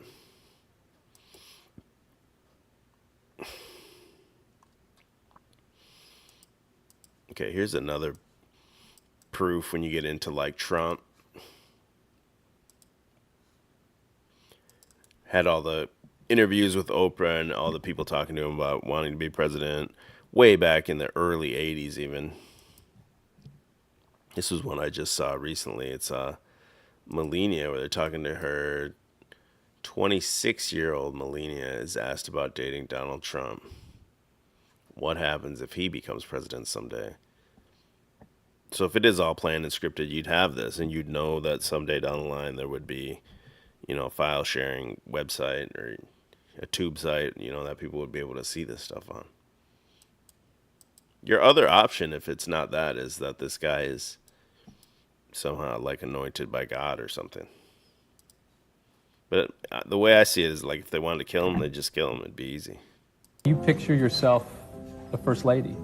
Yes, I will be very traditional, like Jackie Kennedy. I will support him. I will do a lot of social obligations. If you did become First Lady, it probably wouldn't be ethical for you to give commercial endorsements to products. So your modeling career might be... Weird looking, reptilian looking bitch. Look at those eyes, dude. I don't know, bro. That looks weird to me. Over at that moment. What would you think about that? I will stand by men. You'd be willing to give up your modeling career? Yes. Have you been hurt by the comments that you're with him because he's rich? The people, they don't know me. People who talk like this, they don't know me. Well, you don't see many 26-year-old supermodels on the arm of 53-year-old car mechanics. You know what? You can't sleep or to hug or to talk with beautiful things, with beautiful apartment, beautiful plane, beautiful cars, beautiful houses. You can't do that. You could feel very empty. And if somebody said you know, you're with a man because it's rich and famous, they don't know me. A beholder says, is Melania his handler? I don't know. There is kind of that vibe of that. Like when you look back at like Ronald Reagan and George Bush, when George Bush was his vice president, and it's like George Bush was kind of his handler and kind of possibly behind the assassination attempt and stuff like that.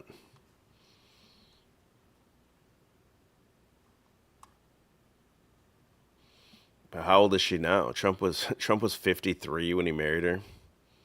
So what is he now? He's 78, so 25 years ago. So how old is she? I thought she was like 60 or something. Yeah, the fake shooting where he just ducked behind the counter and then bladed his ear. I mean, act like they didn't want, if they didn't want to get him, they couldn't get him or something.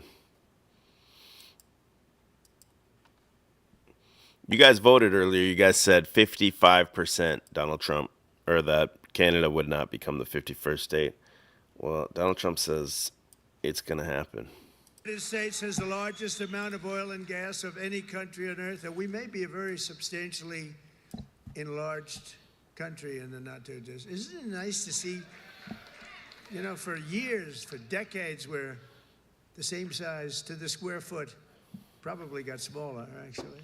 But we might be an enlarged country pretty soon.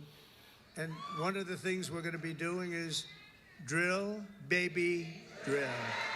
Because that's going to bring everything down. Trump tards love him, man.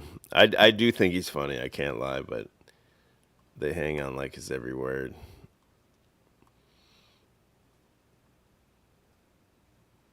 Oil reserves in barrels. Oh, so they're saying he's not right because the United States isn't on the...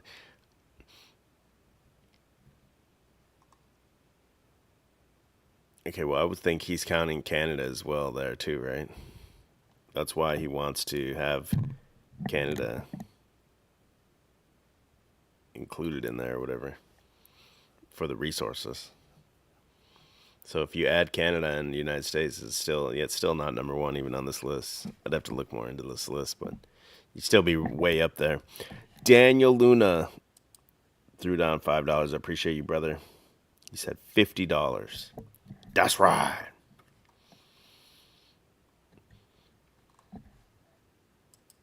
Hold on a second. I need this to play every time there's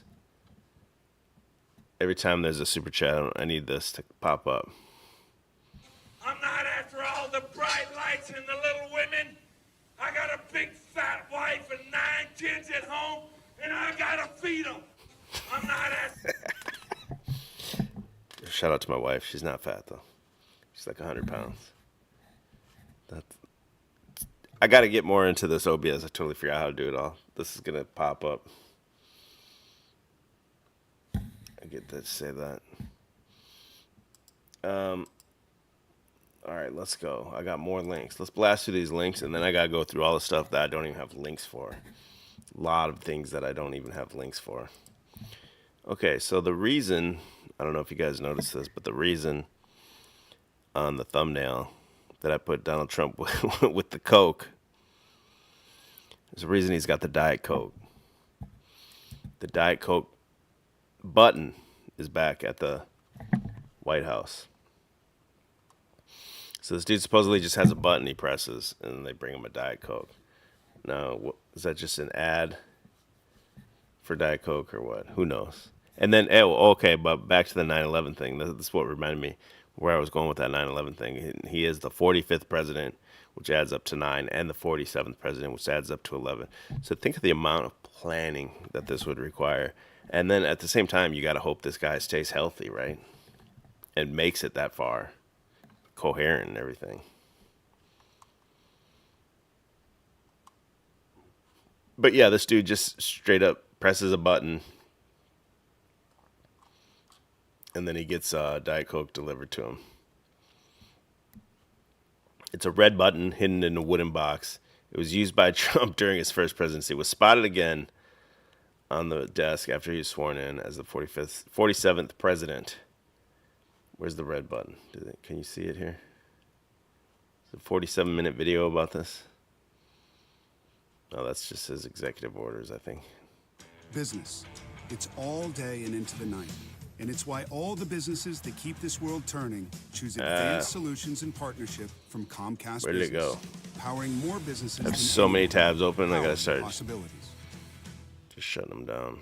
I don't know what's what anymore. Give me 1 second to just shut all these tabs down.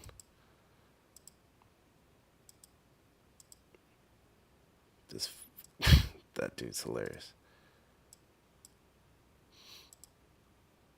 Like 100 tabs open. I'm getting confused now.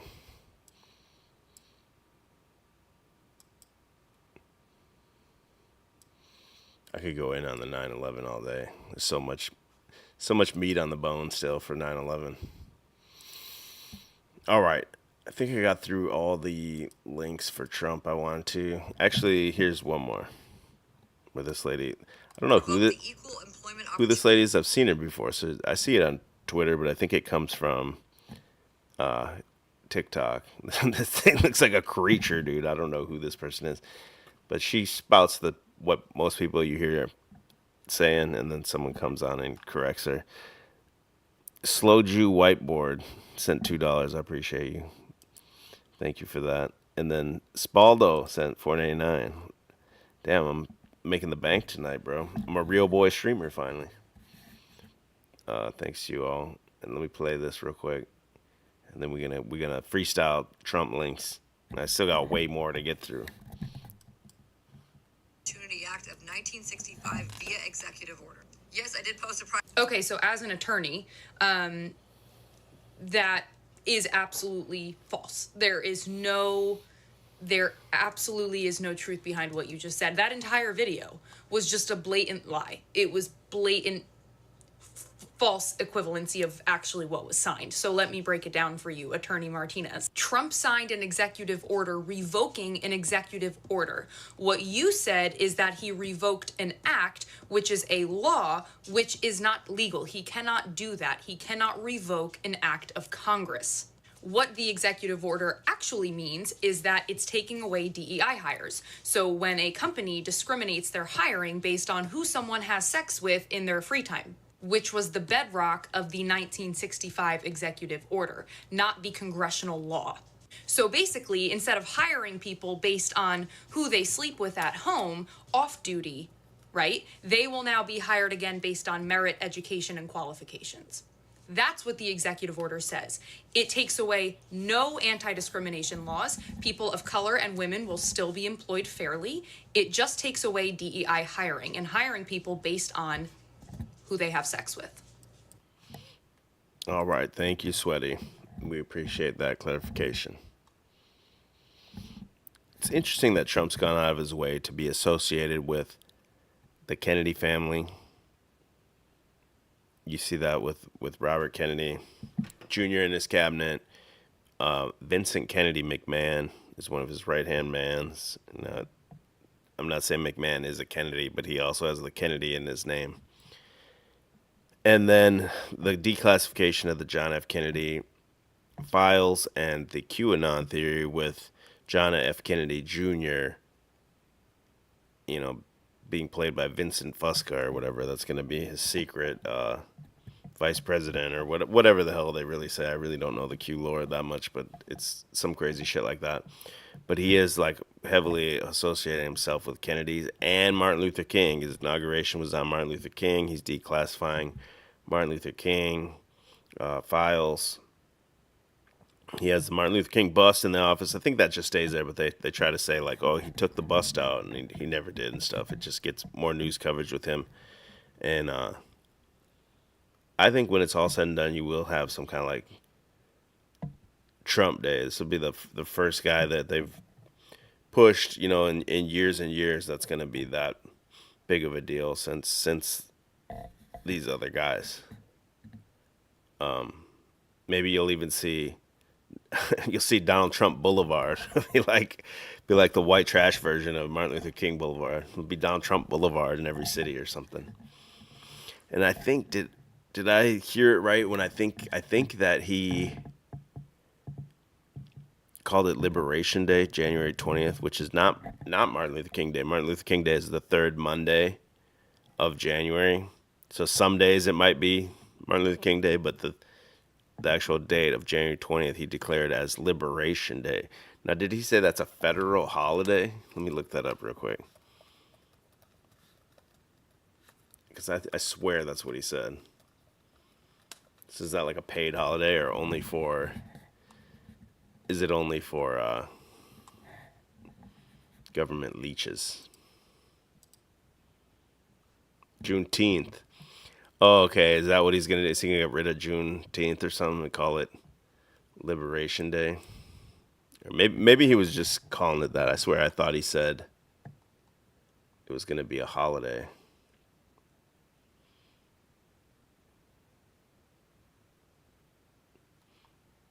Okay, maybe not. Maybe he just said it will be known as Liberation Day. My bad. Okay, man. And then we didn't even get into the damn... I got a couple more things I want to get into before I get into the rest of the stuff. We got to get into the... This is from a couple minutes ago, it says. Or no, best couple minutes you watched today. Things and bad things were happening. And now there's light not only over America. I've heard it from even our enemies. They call up and they say, sir, we hate you. We do hate you, but there's light over the world right now. They hate me. Some of them hate me. If they liked me, you got a problem, right? They like Sleepy Joe. What's not to like? You know, they'd call up. It's funny. I was told today by one of the big leaders of the world, we'd call for a telephone call with the President of the United States a year ago. And they'd say, we'd like to speak with, who is this? It's the head of Germany, the head of,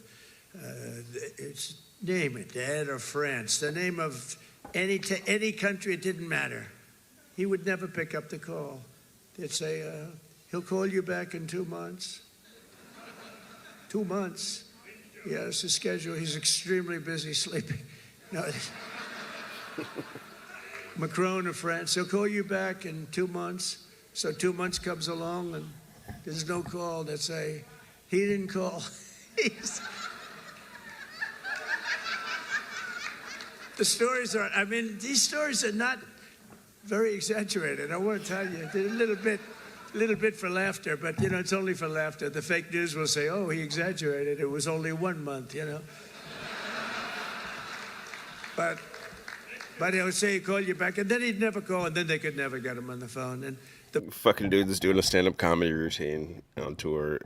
He's like he's on WWE, just working the crowd. problem I have is that when I speak to and I speak to them immediately, they'll say, could we speak to the president? Would that be possible? We could do it anytime over the next month. They're so used to this, right?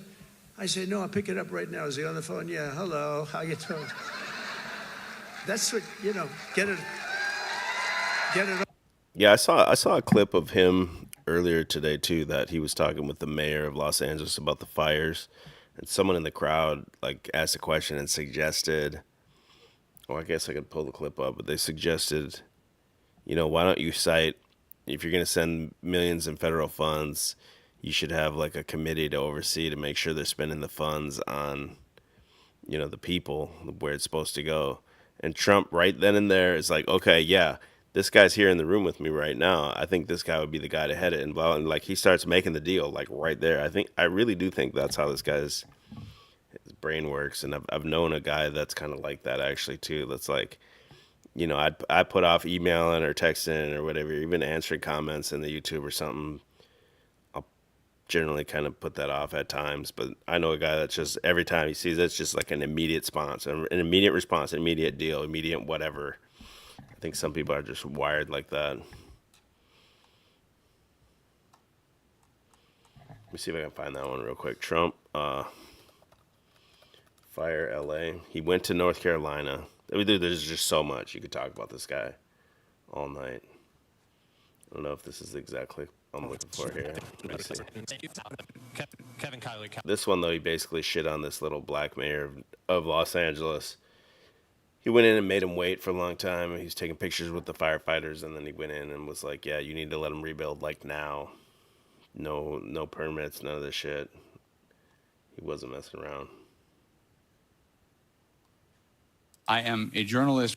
Then I found my son traffic. This might be it, actually. Lost their fire insurance in the days before the blaze. So I asked my neighbors, what would they want for removing people in presses to make sure that every 9 homes or helping people relocate or rebuild. I would like to ask you to follow the 9/11 Commission precedent and appoint a special master to watch the money to make sure that every federal dollar. The guy's wearing a yarmulke, you see that?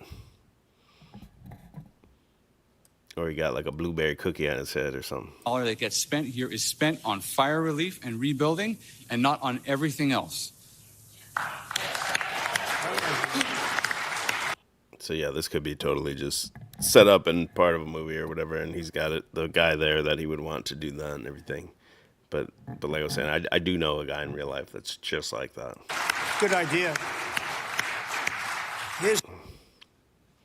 Oh, it just ended there. But yeah, he made the deal like right there. He's like, this guy, this can be this, and he just went into it. The guy's not fucking around.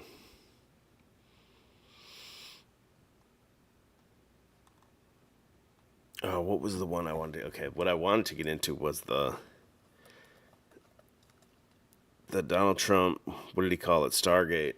So he made the $500 million pledge to create AI infrastructure. Whatever the fuck that is. Whatever AI infrastructure is, nobody knows. And it was going to be based in Texas, and all these Oracle and all these other big AI companies will have a place where they can work on AI for the United States.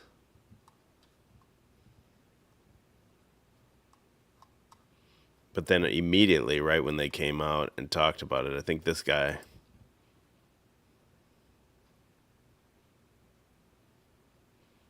Is this the clip? Oh, it's an hour long.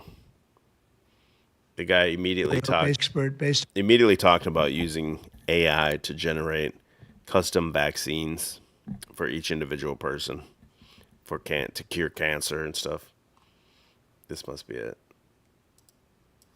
I bet this is it. It was this dude. All cancers, cancer tumors, little fragments of those tumors float around in your blood. So you can do early cancer detection. If you can do using AI, you can do early cancer detection with a blood test. And using AI to look at the blood test, you can find the cancers that are actually seriously threatening the person. So we can, again, cancer diagnosis using AI has the promise of just being a simple blood test. Then beyond that, once we gene sequence that cancer tumor, you can then vaccinate the person, design a vaccine for every individual person to vaccinate them against that cancer. And you can make that vaccine, that mRNA vaccine, you can make that robotically, again, using AI in about 48 hours. So imagine early cancer detection, the development of a cancer vaccine for your particular cancer aimed at you, and have that vaccine available in 48 hours. This is the promise of AI and the promise of the future. Thanks. That sounds like bullshit to me, right? Like, oh, we're gonna cure cancer. We can detect this shit in your blood. That's the same shit when EBT and I just talked about. I can't remember her name now. The lady that had that fake company that would be able to test your blood for all these different diseases and shit, and it was all just like vaporware. It's the exact same fucking shit. This leads me into the Stargate thing. I guess I'll lead this into. Then later, Musk said they don't even have the money for it. The supposed investors for this. Excuse me. See if I can find this. Yeah, this is Sam Altman. They call him one of the leading AI like developers, the open AI guy. He said Elon Musk is talking about the company they said that would be there to finance it with the first, I believe the first 100 million. And Elon says, or is it is it 500 billion? Yeah, I think it's 500 billion. And then so it's half a trillion. Yeah, that's it. Half a trillion. And then this SoftBank was gonna finance the first 100 billion. And Elon Musk says they don't actually have the money. SoftBank has well under 10 billion secured. I have that on good authority.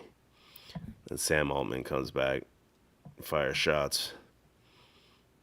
And wrong. He says, this is great for our country. So what I'm noticing here is there seems to be almost like a little rift already starting to happen between Elon and Donald Trump. So he kind of came out and said this. He's getting salty. Two narcissists are going to butt heads. I don't think it's going to end well. I think I got through all those links I had. I want to get in. Oh, man, there's just so much to get into. So I don't think I've seen anyone really say this angle about this.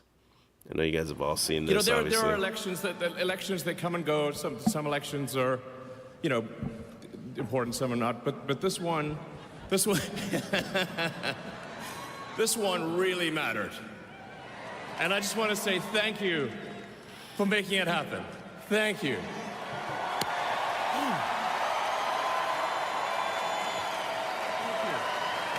My heart goes out to you. It is thanks to you that the future of civilization is assured. I don't know if I've heard anyone say this, that maybe Elon did that shit to kind of fuck with Trump. Maybe they're already falling out, and he knows if he comes out and does this, and then he knows he can just say, oh, I'm autistic. Oh, I'm autistic. I said I'm giving my heart to you. He knows damn well what he's doing, and then if anything's real, he's just going to go do that to kind of shit on Trump, and maybe things behind the scenes aren't as well as it seems. This article came out that said Elon was pining for a West Wing office, and he's not going to get that. Now Trump's not going to give him that. So Donald Trump's chief of staff, Susie Wells, has issued a brutal takedown of Musk as she refuses to grant him an office in the West Wing. Much has been made of the billionaire's status as first buddy as he serves as chairman of the Department of Government Efficiency and sitting in the Oval Office as Trump signs bills. But he also causes controversy and has become an easy target for Democrats who have jokingly referred to him as the co-president. And so that Susie Wiles is her name. 67-year-old veteran saw her first victory on Trump's first day in office when he confirmed Musk would not have a desk in the West Wing. Musk wanted his own room just yards from the Oval Office, but his Doge team will instead be based in the Eisenhower building, which is across the road from the White House. The chief administrator of Doge must also report to Wiles, a sign of her control over the White House. So think about Elon gave all that money, thought he was going to get all this clout, if any of this is real, or even if it's just part of a movie. And now he has to report to this Susie Wiles. Experts believe Wiles, who ran Trump's 2016 and 2020 Florida campaign successfully, has what it takes to handle the president. She has an abundance of charm. She'll need every bit of it to survive this job. So that's her right there. Musk is reporting to her. Donald Trump has her higher up in the hierarchy. So maybe that pisses him off, and then he comes out and is like, oh, I was just giving you my heart. Oh. I don't know if has anyone came with that angle of it yet, that there's trouble in paradise. I'm not sure if they have or not. Look at Trump's real close with her at the game.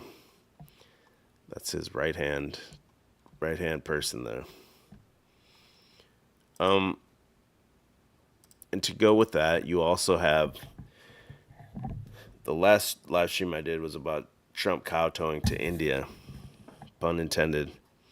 and putting all these Indians in his cabinet. I think you may see him step away from that as well. I think everything he's kind of doing might just be kind of ceremonial, honorary for a short period of time.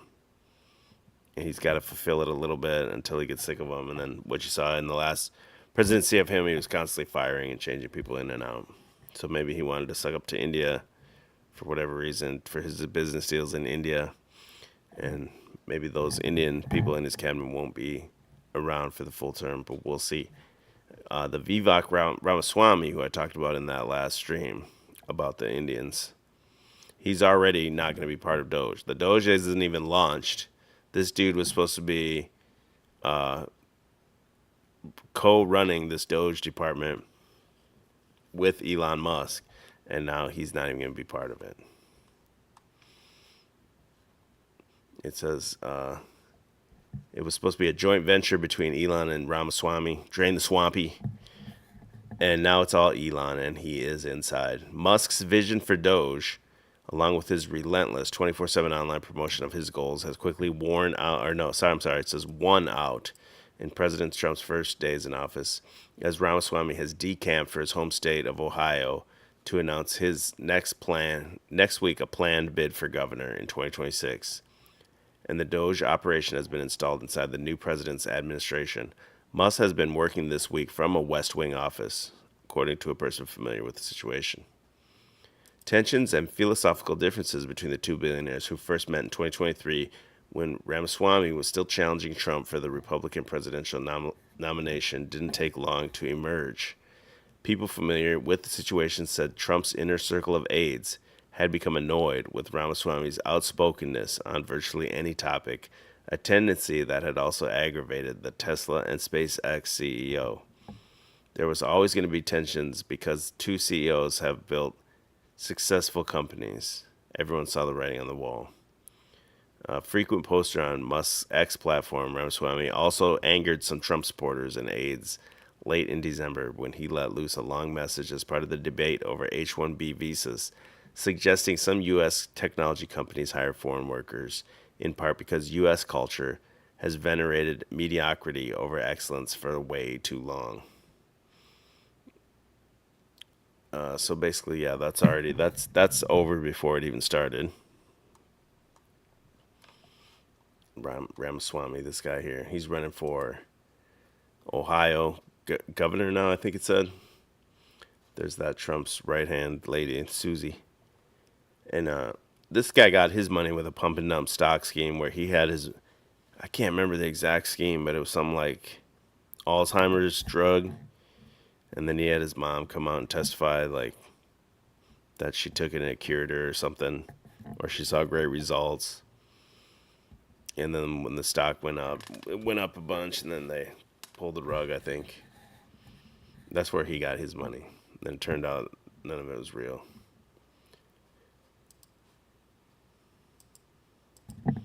More of that vaporware shit EBT and I talked Wall about. Street. And now you have this video from today where this guy talks about Wall Street now is dumping Elon. Because as we talked about in the last stream EBT and I did about Elon, that it's all just it's the valuations and everything's based on nothing. It's based on his personality, cult of personality, and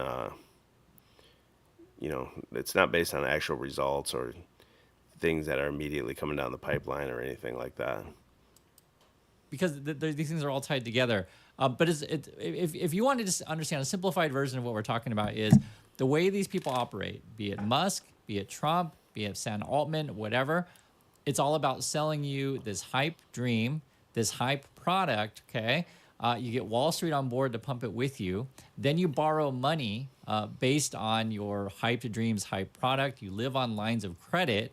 And then this is where the sort of, how can I say, flashing lights appear is when they're like, we're not sure if this guy can pay us back with his line of credit. And then they start dumping, right? They want to essentially move that line of credit / loans to other people. So that's sort of why this is important to watch right now. And this is sort of why you look at this kind of story. Let me read a little bit of the details so you guys can understand what's going on here.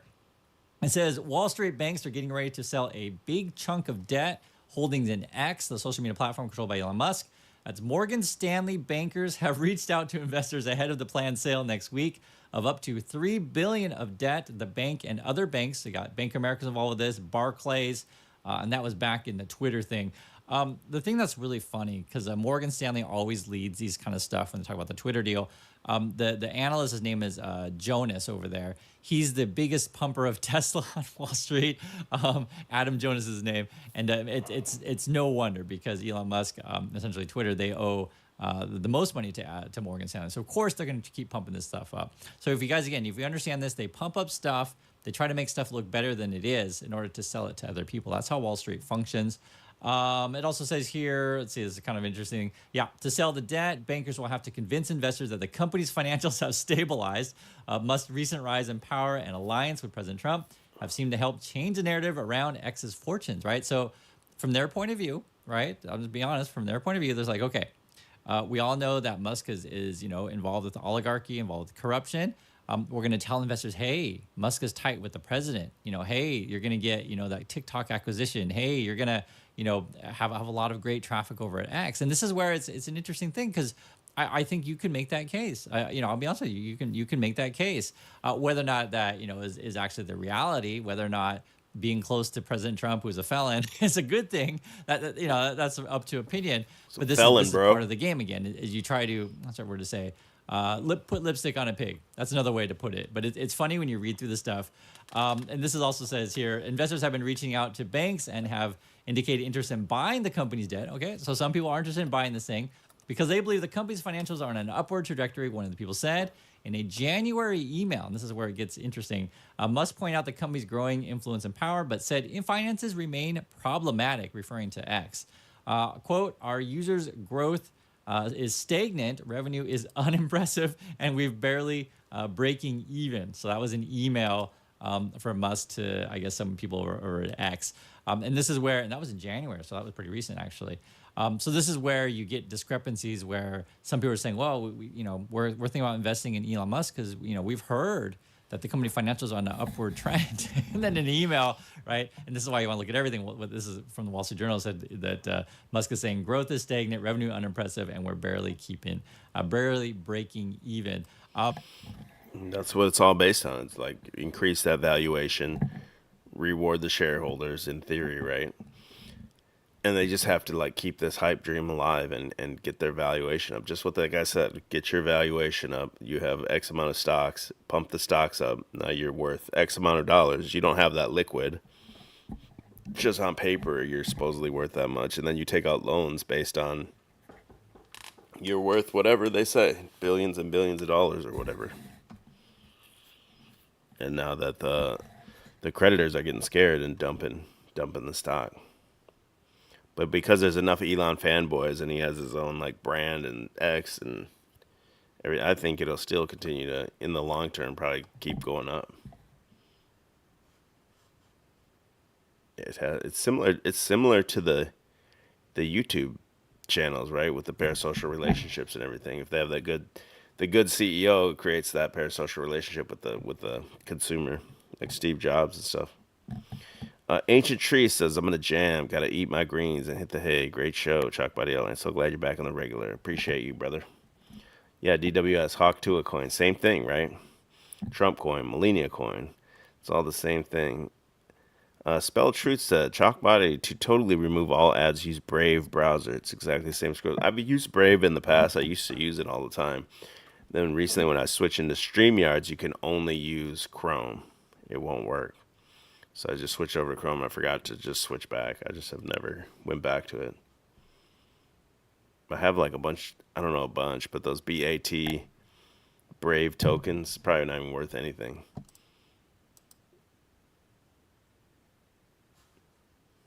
All right. Oh, man. Yeah, I forgot. I have so much shit I want to get into. How deep are we here, man? Well, fuck it. Let's go. You guys ever heard the story of Elon's grandfather, bro? Crazy. I kind of heard it, but I didn't hear this much about it, I guess. And when they were comparing him to being a Nazi, I was reading more about his grandfather.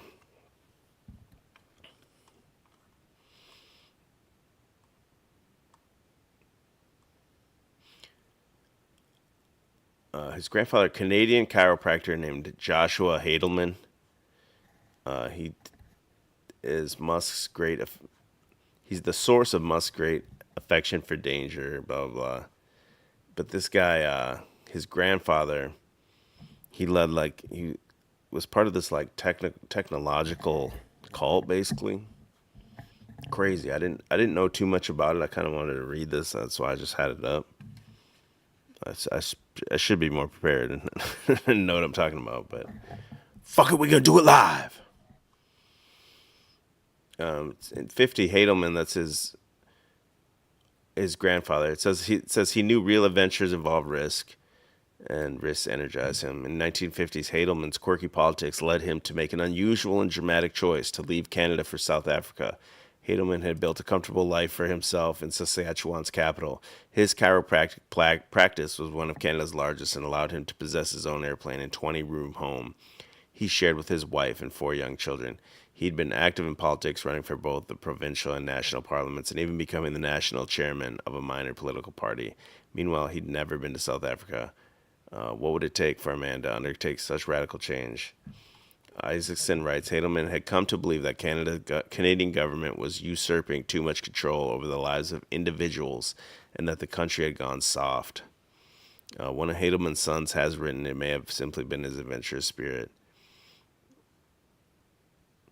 An explanation of Elon's grandfather's writings reveals a radical conspiracy theorist who expressed racist, anti-Semitic, and anti-democratic views repeatedly over the course of decades, a record I studied across hundreds of documents from time, including newspaper clips, self-published manuscripts, university archives, and private correspondences. One of us, one of us, one of us. Hadelman believed that apartheid South Africa was destined to lead white Christian civilization in its fight against the international conspiracy of Jewish bankers and the hordes of colored people. This is Elon's grandfather talking, not me. He said, they're hordes. There's a pack of them. That's what Mel Gibson said. Mel Gibson said, look at the way you dress. You're going to get raped by a pack of... He said, and it'll be all your fault. Shout out to Mel Gibson. Instead of the government's attitude keeping me out of South Africa, it had precisely the opposite effect. It encouraged me to come and settle, he told a reporter. The far-right newspaper treated Hadelman's arrival as a PR victory for apartheid. Musk's grandfather spelled out his beliefs most clearly in a 1960 self-published book with the weighty title, The International Conspiracy to Establish a World Dictatorship and the Menace to South Africa. Library databases indicate there's only one copy in the Western Hemisphere at Michigan State University, which is where I obtained it. In it, Hadelman wrote that there was, and then this is the quote from the book, a strong possibility that South Africa will become the leader of white Christian civilization as she is becoming more and more focal point, the bulwark and the subject of attack by anti-Christian, anti-white forces throughout the world. She will fulfill this destiny if the white Christian people get together, if they realize the forces that are behind these worldwide attacks, if the people will make a study of who are their real enemies and what their methods are, if she will seriously combat the evils of internationalism that are already taking cancerous root in our society. You know this guy didn't believe in the moon landing, for sure. This dude was an OG flat earther, guarantee it. These views were on display before he set out for South Africa. The minor political party that Hadelman had led in Canada was notorious for anti-Semitism. In 1946, when one of the party's newspapers printed the fraudulent Protocols of the Elder of Zion, arguably the most consequential conspiracy text in the modern world, he defended the decision, arguing that the plans outlined in these protocols have been rapidly unfolding in the period of observation of this generation. So he admits they're fake, but just because it's fake doesn't mean that it's not happening. This is what Elon Musk's grandfather says.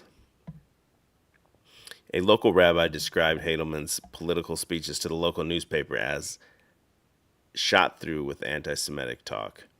Before that, he'd been a leader in the fringe political movement that called itself Technocracy Incorporated. This is where it gets interesting. There's just so much. That's probably like a whole stream, that by itself, which advocated an end to democracy and rule by a small tech-savvy elite. And what has Trump done, right? Trump's come in and surrounded himself with J.D. Vance, who's Peter Thiel's protege, Elon Musk. He's brought Zuckerberg into the mix. He's got all these tech, the side bourgeoisie. That's what I call them. Hadelman's. During World War II, the Canadian government banned the group, declaring it a risk to national security. They got canceled. Hadelman's involvement with technology continued, though, and he was arrested and convicted of 3 charges relating to it.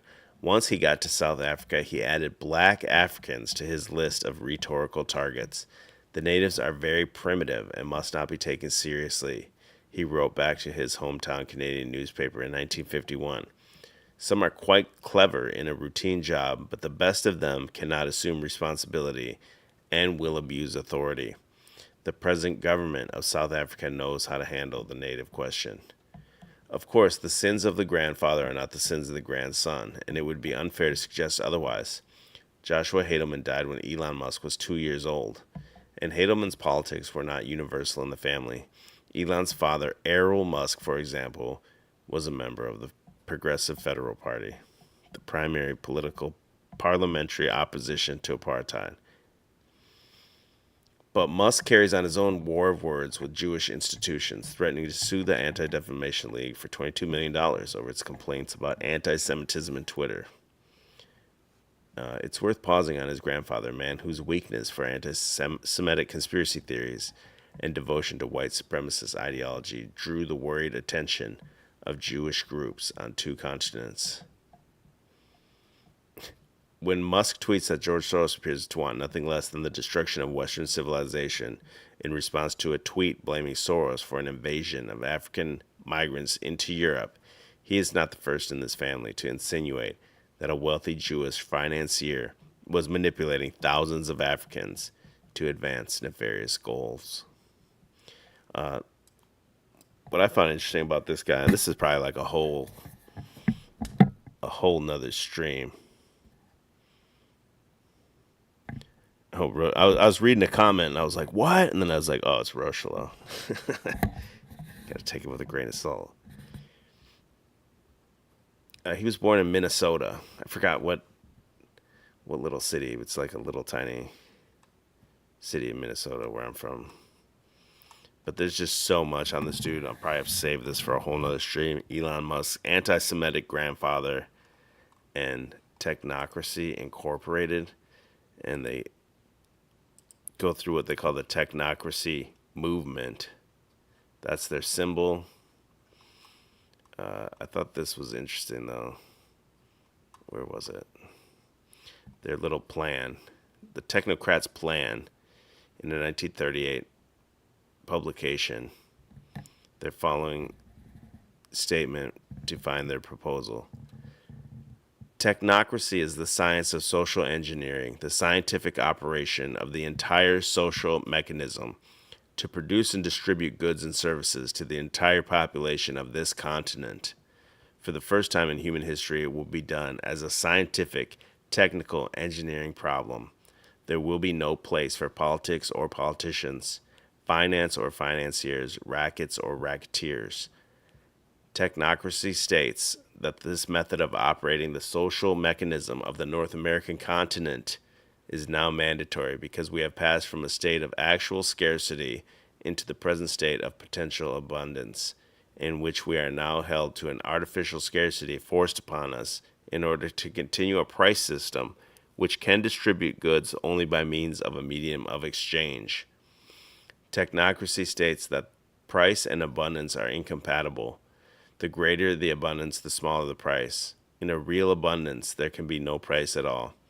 Only by abandoning the interfering price control and substituting a scientific method of production and distribution can an abundance be achieved.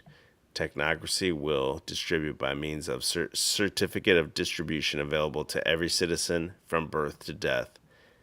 The technate will encompass the entire American continent, from Panama to the North Pole, because the natural resources and the natural boundary of this area make it an independent, self-sustaining geographical unit.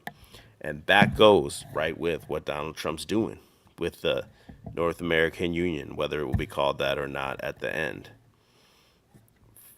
From Mexico all the way up, and probably even if you look at that Argentina's president, that right-wing president, that's all the way at the south of South America.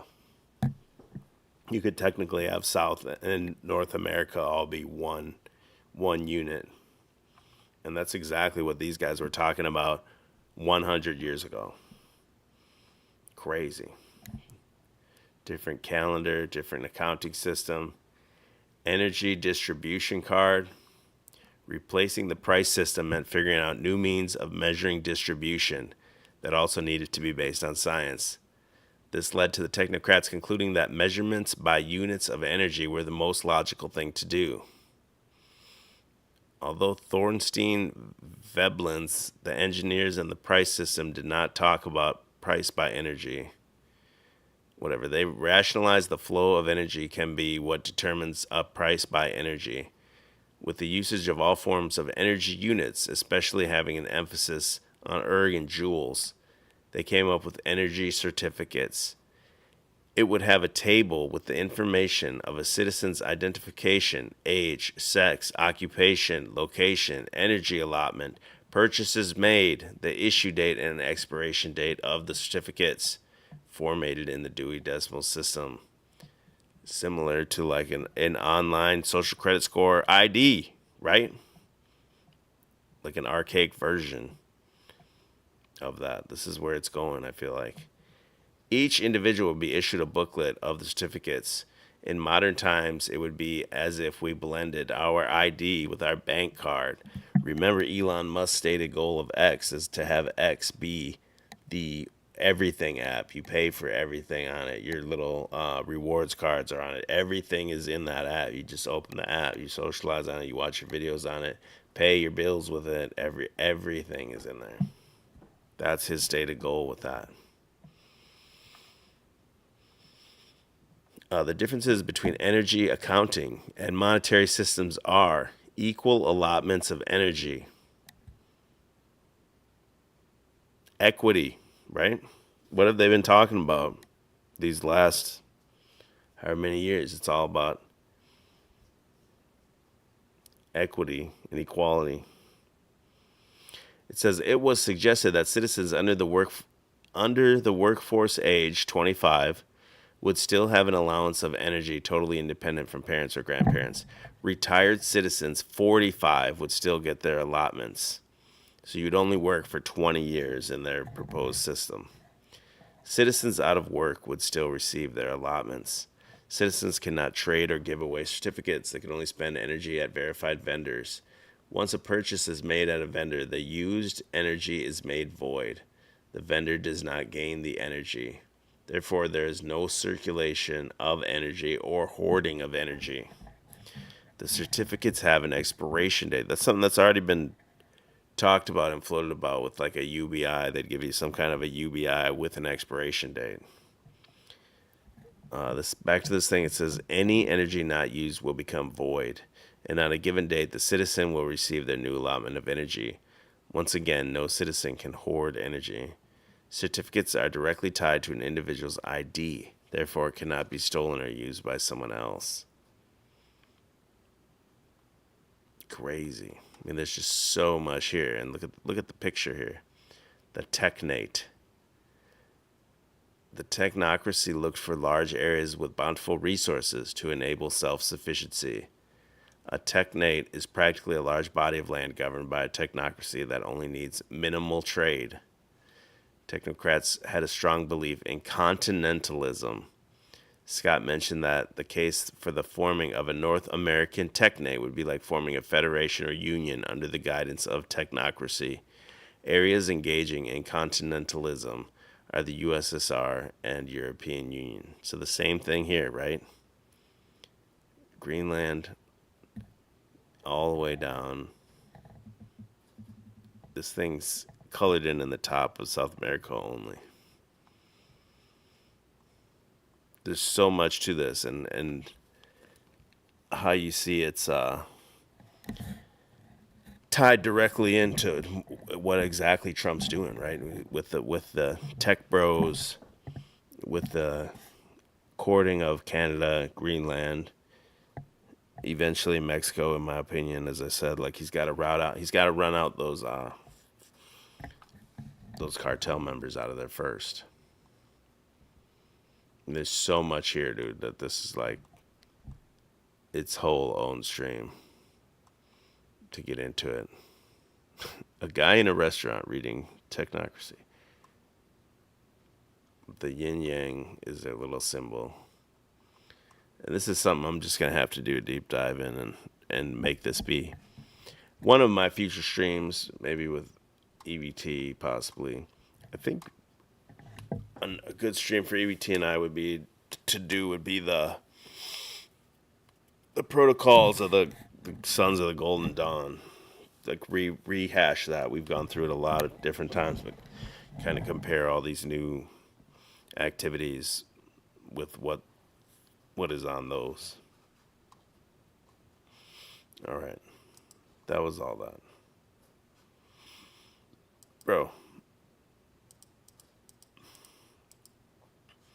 Okay. The only reason I have where is it? The only reason I have I got Obama on the thumbnail here.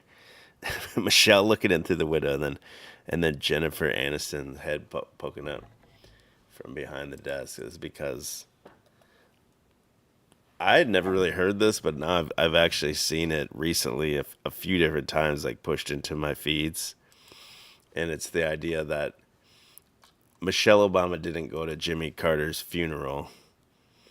And the reason is because her and Barack are like getting a divorce or are fighting or whatever. And then Barack posted a real like unflattering picture of her on Facebook or something like that. And they were saying it's because Barack Obama is having an affair with what's her name? Jennifer Aniston. Now, I know truthers will be like, yo, Jennifer Aniston's a man, dude. Makes sense. Jennifer Aniston's totally a man. Just like Michelle. But this just keeps going. And then supposedly there was like let me just look it up. Jennifer Aniston. She had like leaked some DMs about Obama. Viral social media posts claim Jennifer Aniston admitted dating Barack Obama. So that's why Michelle is man. I know, are they both men? I don't know, bro. If you ask me, Barack Obama, he killed the chef, and now he's banging Jennifer Aniston. I think he's going MAGA. I think Barack Obama's on the MAGA train. If you ask me, he's getting rebranded. Here's Jennifer Aniston. Hold on, what does this one say? Sources in Washington, D.C. circles confirm this. Who? This is like completely anonymous sources. Secret Truth says, I seen a meme because he was getting a prostate exam. Jennifer Aniston. That's why Brad was wearing a dress. Daniel Luna says, if Jennifer Aniston is a man, I can work her around. Nothing new. Obama fucked the entire country, somebody said at the comments. That she's dating Barack and divorcing Michelle has gone viral. Probably won't happen, but there was a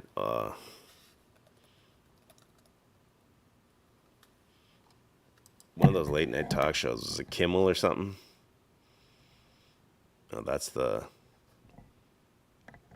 chef he killed. Yeah, Trump, you really bagged Jennifer Aniston? Obama says, and people thought I was gay. Yeah, this picture right here just such proof to me that they're just all friends behind the stage, behind the scenes. Look at Jennifer Aniston, yesterday or 2 days ago. A lot of people have been spreading fake news about me and Obama. We have nothing going on. Please. Is that a man right there? Bam. Well, she says it's not true, so. Would you rather sleep with Wayne Brady here or Jennifer Aniston here? Now, granted, she don't look like this anymore, but come on. Sasquatch or Jennifer Aniston? Yeah, here it is. It was on some... It's on, like, the cover of magazines. Look at that shit. The magazine that came out a couple of weeks ago said the truth about Jen and Barack. Mud shark. Mud shark. That's kind of, that was, of all the calls you get from your publicist where you're just like, oh no, what's it gonna be? Or the email saying, you know, some cheesy tabloid is gonna make up a story, and then it's that. Yeah. Does your publicist ever go like, is there any truth to this? Or is it... No, that is absolutely untrue. Well, I know it's not true. Yeah. I just don't know if everybody knows. Well, it is untrue. Some people, it is untrue. So the truth about Jen and Barack is that there is no truth. There is no untrue. truth. You know Barack Obama. I've met him once. Met him once. I know Michelle more. That's all it takes, right? What is there a truth about you and Michelle? That we should know. That is not true. So she looks drunk. Knowing that,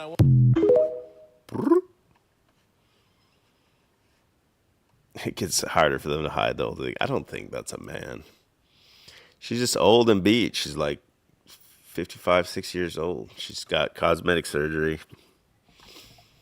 I never had like the hugest crush on her or anything. I'm not saying nothing like that. I just don't think it's a man. That one right there, look at that. That don't look like no damn man. Is that why it's got the choker on so you can't see the Adam's apple? I don't know. But now you know why I had to put that on the cover. It's just if I got Vanilla Ice, I gotta get MC Hammer in there somewhere, somehow, some way. Please, Barack, don't hurt him, please. All right, man. I think I've gotten through almost all my links except for. Man, I mean, again, I could go on Trump all night, bro. There's so much stuff I ain't even touched. So much stuff to cover. Dude, that Obama looks hilarious, bro, in that picture. Just that little face. All right, man. So this is the last one I want to get into here tonight. Thanks to everyone that's been here. Let's get into this. I told you earlier I wanted to talk about Minnesota a little bit. That's where I'm from. I grew up in Minnesota. Lived there my whole life till 40-something years, whatever. Had to get out, bro. I believe Minnesota is worse than California, in my opinion. I mean, I've never lived in California to know that, but the taxes are insane. The people are insane. The masks mandates were insane. The Somalians are insane. The transgender and homosexuals are insane. Like, everything about it's just wild, bro. So this happened the other day. You guys might have seen this clip, and let me play the clip, and then I'll talk about it.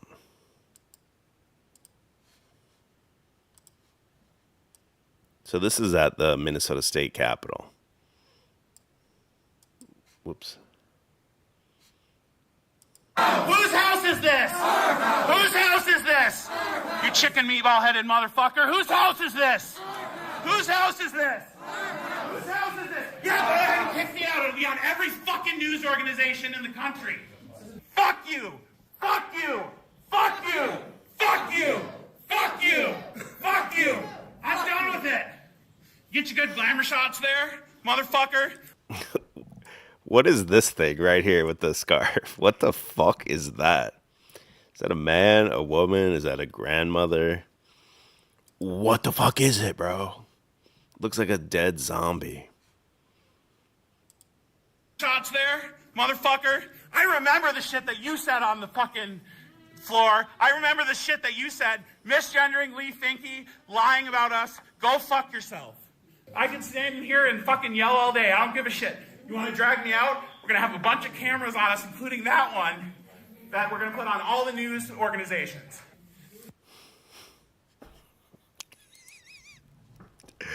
Okay, the reason I have to bring this up is I saw this on Libs of TikTok and I didn't even put two and two together. I texted this to my boy. He actually reminds me a lot of Davey. Shout out, rest in peace, Davey Crocco. But my boy John. I sent this video to John and he started talking to me like I knew that. I'm like, what are you talking about, dude? This fucking guy right here, I used to work with this fucking guy. His name's Dan Mum. He was a forklift driver. And I worked with him maybe back in like 2008. Big fat motherfucker, rage case. He was always raging the fuck out. He was always calling in sick to work. He was never there. And once he said it, I was like, oh my God, bro, that's really him, bro. That is him. Like, I don't know. I never put two and two together, I guess, when I was watching. I just thought it was crazy because it was in Minnesota. And, yeah, it's a dude. I won't say I know him, but I worked with him. Fucking crazy. And the dude quit the job to become a full-time paid transgender activist. So some Jew is paying these people to go out there and do this stuff, or at least paying this guy. Fucking wild shit, bro. And then we'll get into what he's even there about. He's not there about Trump, believe it or not. What? What? I can't hear you, motherfucker. What? Exactly. Shut the fuck up. You want to drag me out? Be my fucking guest. Come get me. But it's going to be on the news. Everyone's going to know what the fuck y'all are up to. And we're done with it. When do we want it? Now. When do we want it? This is an illegitimate committee. They do not deserve to be here. We need to have everyone. Yo, was that a Hitler salute? Look at. He doing a Hitler salute. Damn. This guy in the cable knit sweater, he just hates himself so bad. He's like, ooh. Committee, they do not deserve to be here. We need to have everyone be here as they do. Y'all I don't even know what they're saying. What do they want? What? want to have your little fucking phone out with the cops? We're going to be here too. What do we want? We're done. When do we You want want it? to drag me out, then drag me out. I'm not moving. What do they want? I can't hear it. When do we want it? I weigh 450 pounds, motherfucker. I hope y'all are strong. When do we want it? I'm done. Did you see that guy laugh? He said something like, you weigh 150 pounds. And this old guy in front of him just laughed. These guys should slam this fucking dude to the ground and drag him the fuck out of there for disrupting shit. When do we want it? I weigh 450 pounds, motherfucker. I hope y'all are strong. Oh, he said, I weigh 450 pounds, motherfucker. And that guy started laughing. I'm done. No, we're staying here until all y'all file out, go home, and think about your life and think about what the fuck you're doing in the state of Minnesota. It's an illegitimate community. Y'all need to leave. Want to drag me out? Have fun explaining it to all the local news. Yo, they stormed the Capitol, dog. It's Tranuary 6th out here in Minnesota. I'm a fucking Tranuary 6th. And the major one's when it gets picked up. No, I'm going to stay here until they leave and drag me out. It's like a Twilight Zone movie. Equal rights now. Have fun. No, I'm done. I'm staying here. These motherfuckers have no legitimate right to stay here. They don't. This is a fake committee. I'm literally not moving. What is that thing in the scarf, man? Oh my God. Look at, oh damn it, I skipped all the way. Look at the thing behind the thing in the scarf. Hold on, I scrubbed past it. What the fuck is that thing behind the thing in the scarf? With it's got like a mask up to here and a beanie on, and then some glasses. The glasses are down on the fucking mask. It looks like a straight up cartoon character or some shit back there. The one with like the 12 scarves on its neck. All wearing masks. Bro. Equal rights now. Go ahead. Oh, that thing with the cold, dead stare on the right. That's a psychopath. That'll kill a motherfucker right there. Whatever that is, man or woman. That would definitely just stab somebody and not have any second guesses about it. No, then you're going to have to drag me out. So I'm not. Equal rights now. No, drag me out. Drag me out. Equal rights now. I know it's not what you want to do, but it's what you're going to have to do if you want me to leave. I want all these motherfuckers to leave. This is an illegitimate session. Now in Minnesota, there's some law where you can't like arrest or harass trannies just for being trans. So obviously this guy would be getting like thrown out for like disrupting and shit like that, trespassing and shit. But they're so scared of like having to fight that in court, they don't even fuck with them. Drag me out here. It'll be on the fucking news, and then y'all will have to answer to the Minnesota citizens. I know you don't want that, but that's what's going to happen. Because this is bullshit, and we're not standing for it. Y'all keep fucking pushing us and pushing us and pushing us. When do you think we're going to start pushing back? You want to drag me out? You want to have it on the news? You want to fucking explain that? Nobody wants to work that hard to drag you out, dude. Like fucking huge sack of shit. To the Minnesota people? Fucking crazy, bro. That's Dan Mum. I think his name's like April or something now. And then my buddy John, who I had sent that one to, he sent me this, bro. He sent me this. So I don't know where he got this, if this is from this dude's social media, or maybe this is a photo circulating in like the comments of this video.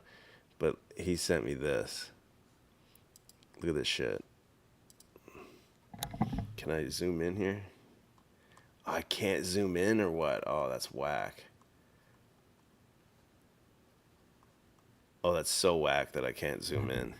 But it's a picture of this dude, and the t-shirt, if you can't read it, the t-shirt says, "I put my tranny semen in the frozen lemonade at Chick-fil-A." Yo, this motherfucker loves I'm on him, and I guarantee that shit. Somebody put this thing down like a rabid dog, bro. I said that today. I would show this to somebody at work, another believer, and he's like, nah, man, you gotta pray for him, man. He's got a demonic spirit on him. I'm like, yeah, I don't care, bro. You gotta put him down, bro. And he's like, nah, man, you don't want him to go to hell. I said, yo, somebody's gotta go to hell. Better him than me, shit. I put my tranny semen. Is this like a custom made shirt? Like, did he type that up and like someone printed it or online or something? Or is this a shirt that they fucking sell? Like, can you buy this shirt? I don't even want to look and know. Oh my God, bro. Disgusting. And what they're fighting about is, see if I can sum it up. Probably better than this article. I think, so yeah, Minnesota's House of Representatives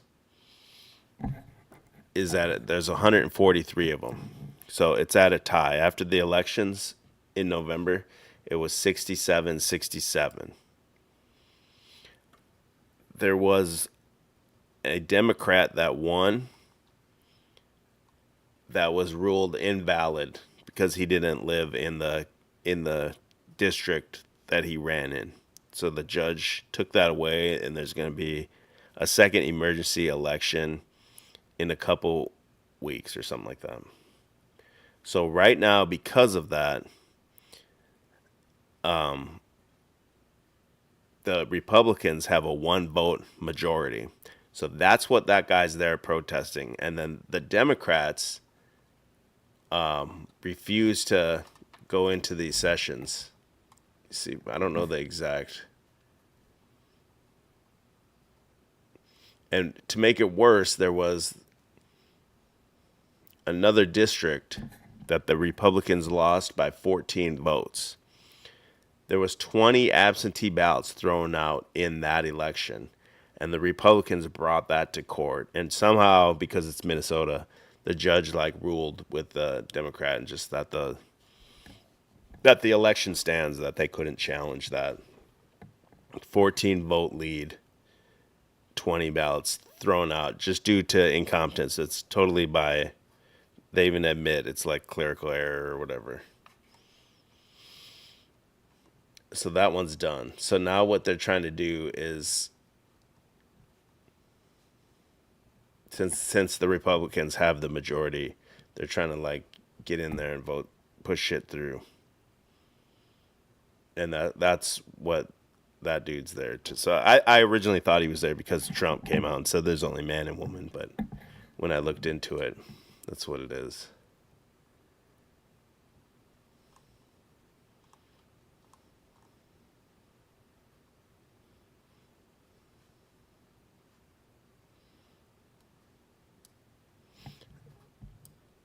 Republicans refuse to seat Tabke. I don't know which one that is. That's the one. Tabke's the one that where there's the 20 vote thing.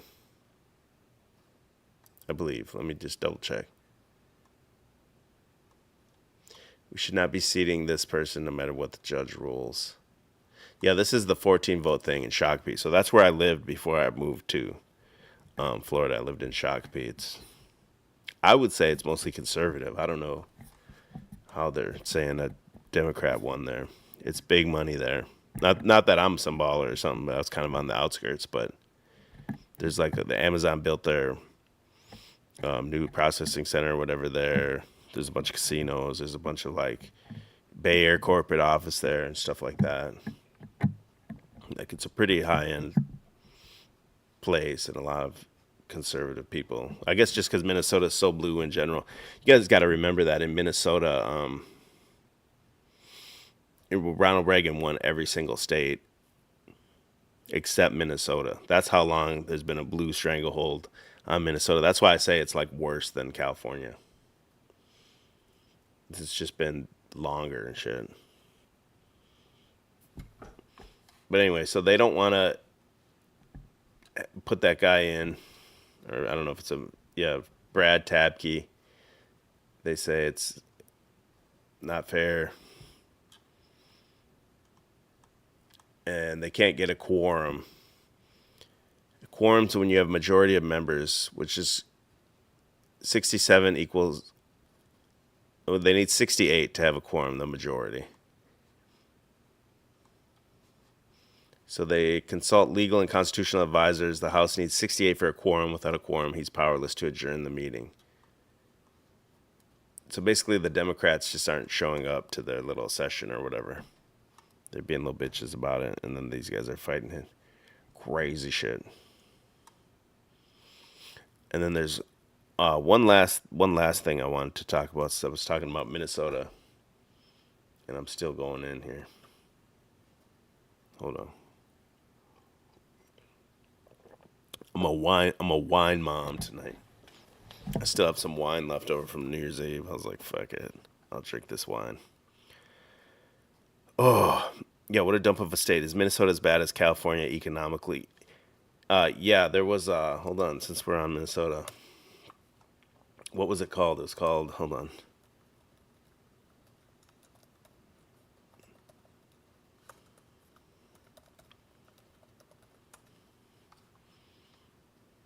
Had federal partners kind of call out, This is Macaulay Culkin. He has a new role. He plays this guy on the world stage. Minnesota being perhaps even an outlier when it comes to different public services fraud. And Commissioner, just wanted to ask if you had any. Basically, there's just so much fraud with the money and shit. This guy's asking the commissioner, "What's up?" Thoughts on why this is something that it just seems like we're continuing to talk about year after year, and we haven't been able to get to the bottom of it yet. Well, one reason is that's why they call it human services. We would always expect to have to deal with some measure of fraud. And it would be a really interesting conversation to be part of, to think about what's an appropriate level? How much should we spend? What is our goal to get the number down to? Because we would have to spend taxpayer. What's an appropriate level of fraud for a state government? Dollars to protect taxpayer dollars, and what's the appropriate level of oversight and examination of Listen to this goofy bitch. to be part of, to think about what's an human service. That's why they call it human services. We would That's why they call it human services. always expect to have to deal with some measure of fraud. Because you can fraud is just baked in with human beings, which honestly I kind of agree to a point, but it should be the standards of the government. There should be audits and all kinds of stuff that it should be pretty airtight that these frauds aren't able to occur. Fucking crazy shit. Okay, the last thing I wanted to talk about is my own little homebrewed conspiracy. Maybe I could chop this up into a little short.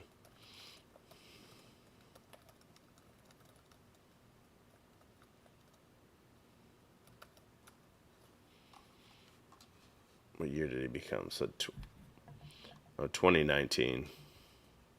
I thought he was governor longer than 2019. No balls, Tim Walz.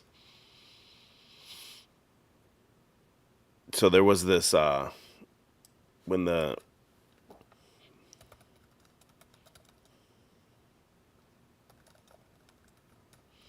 built this huge, like, $1 billion stadium, the U.S. Bank Stadium. Remember the Metrodome? If you remember, they collapsed and all the snow poured into it. Now let me play that. Comes right up when you type Metrodome. This thing looked so fake to me. I mean, I drove past this place and the roof was sunken in. It's like a bubbled roof. And I drove past it after and the roof was like deflated and sunken in. But this video right here has always looked so fake to me. And if you look here, I don't have my cursor on the screen, but if you look on the far side of the, how do I do this? Look on the far side of the sidelines. You see a little blur go across. It goes across like that real quick. They say that's a dude, like a maintenance man in a golf cart, and he's like dipping out of there as all the snow is collapsing inside of the stadium. It's just like a blur though. It's hard to see it. Shit looks fake as fuck, dude. I need to have my cursor visible.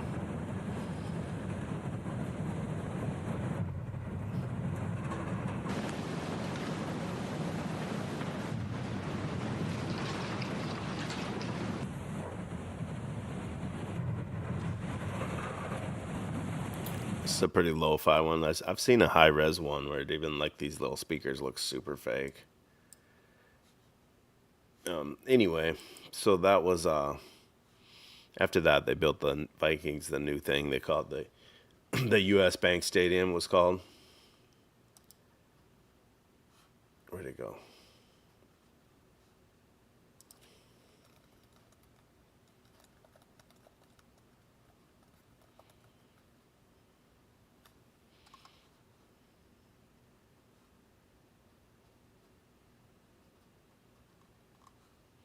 Anyway, I don't know. I'm just gonna blast through it because I gotta go to bed.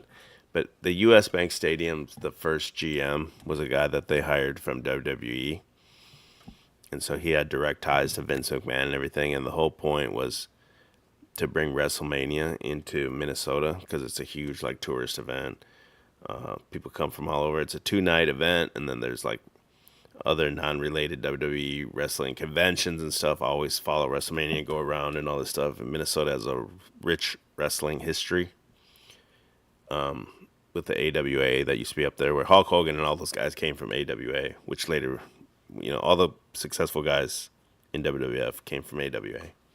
Anyway, so they had this GM in place that was directly tied to Vince McMahon to help bring WrestleMania there. It opened in 2016 and they still haven't had WrestleMania yet. And one of the reasons why I believe is because I want to pin this on Tim Walz, but I guess I can't because he didn't start till later. But you could pin it on just like the ineptness of Minnesota.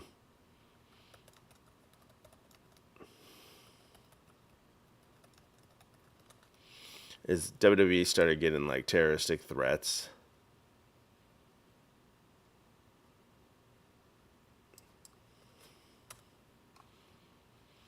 in 2015, the very end of 2015, so right before that U.S. Bank Stadium opened, they started getting terroristic threats from ISIS. That WWE did. And then if you look at Minnesota has the largest Somalian population, and then they have actual ISIS members in these Somalian communities, and they catch them at like the international airport.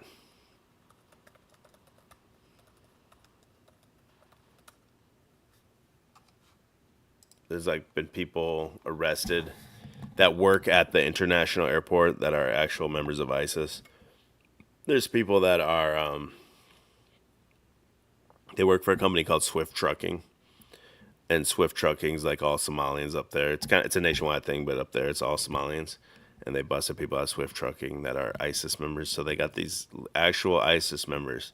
There's a place in Minnesota called Little Mogadishu, and ISIS members live there.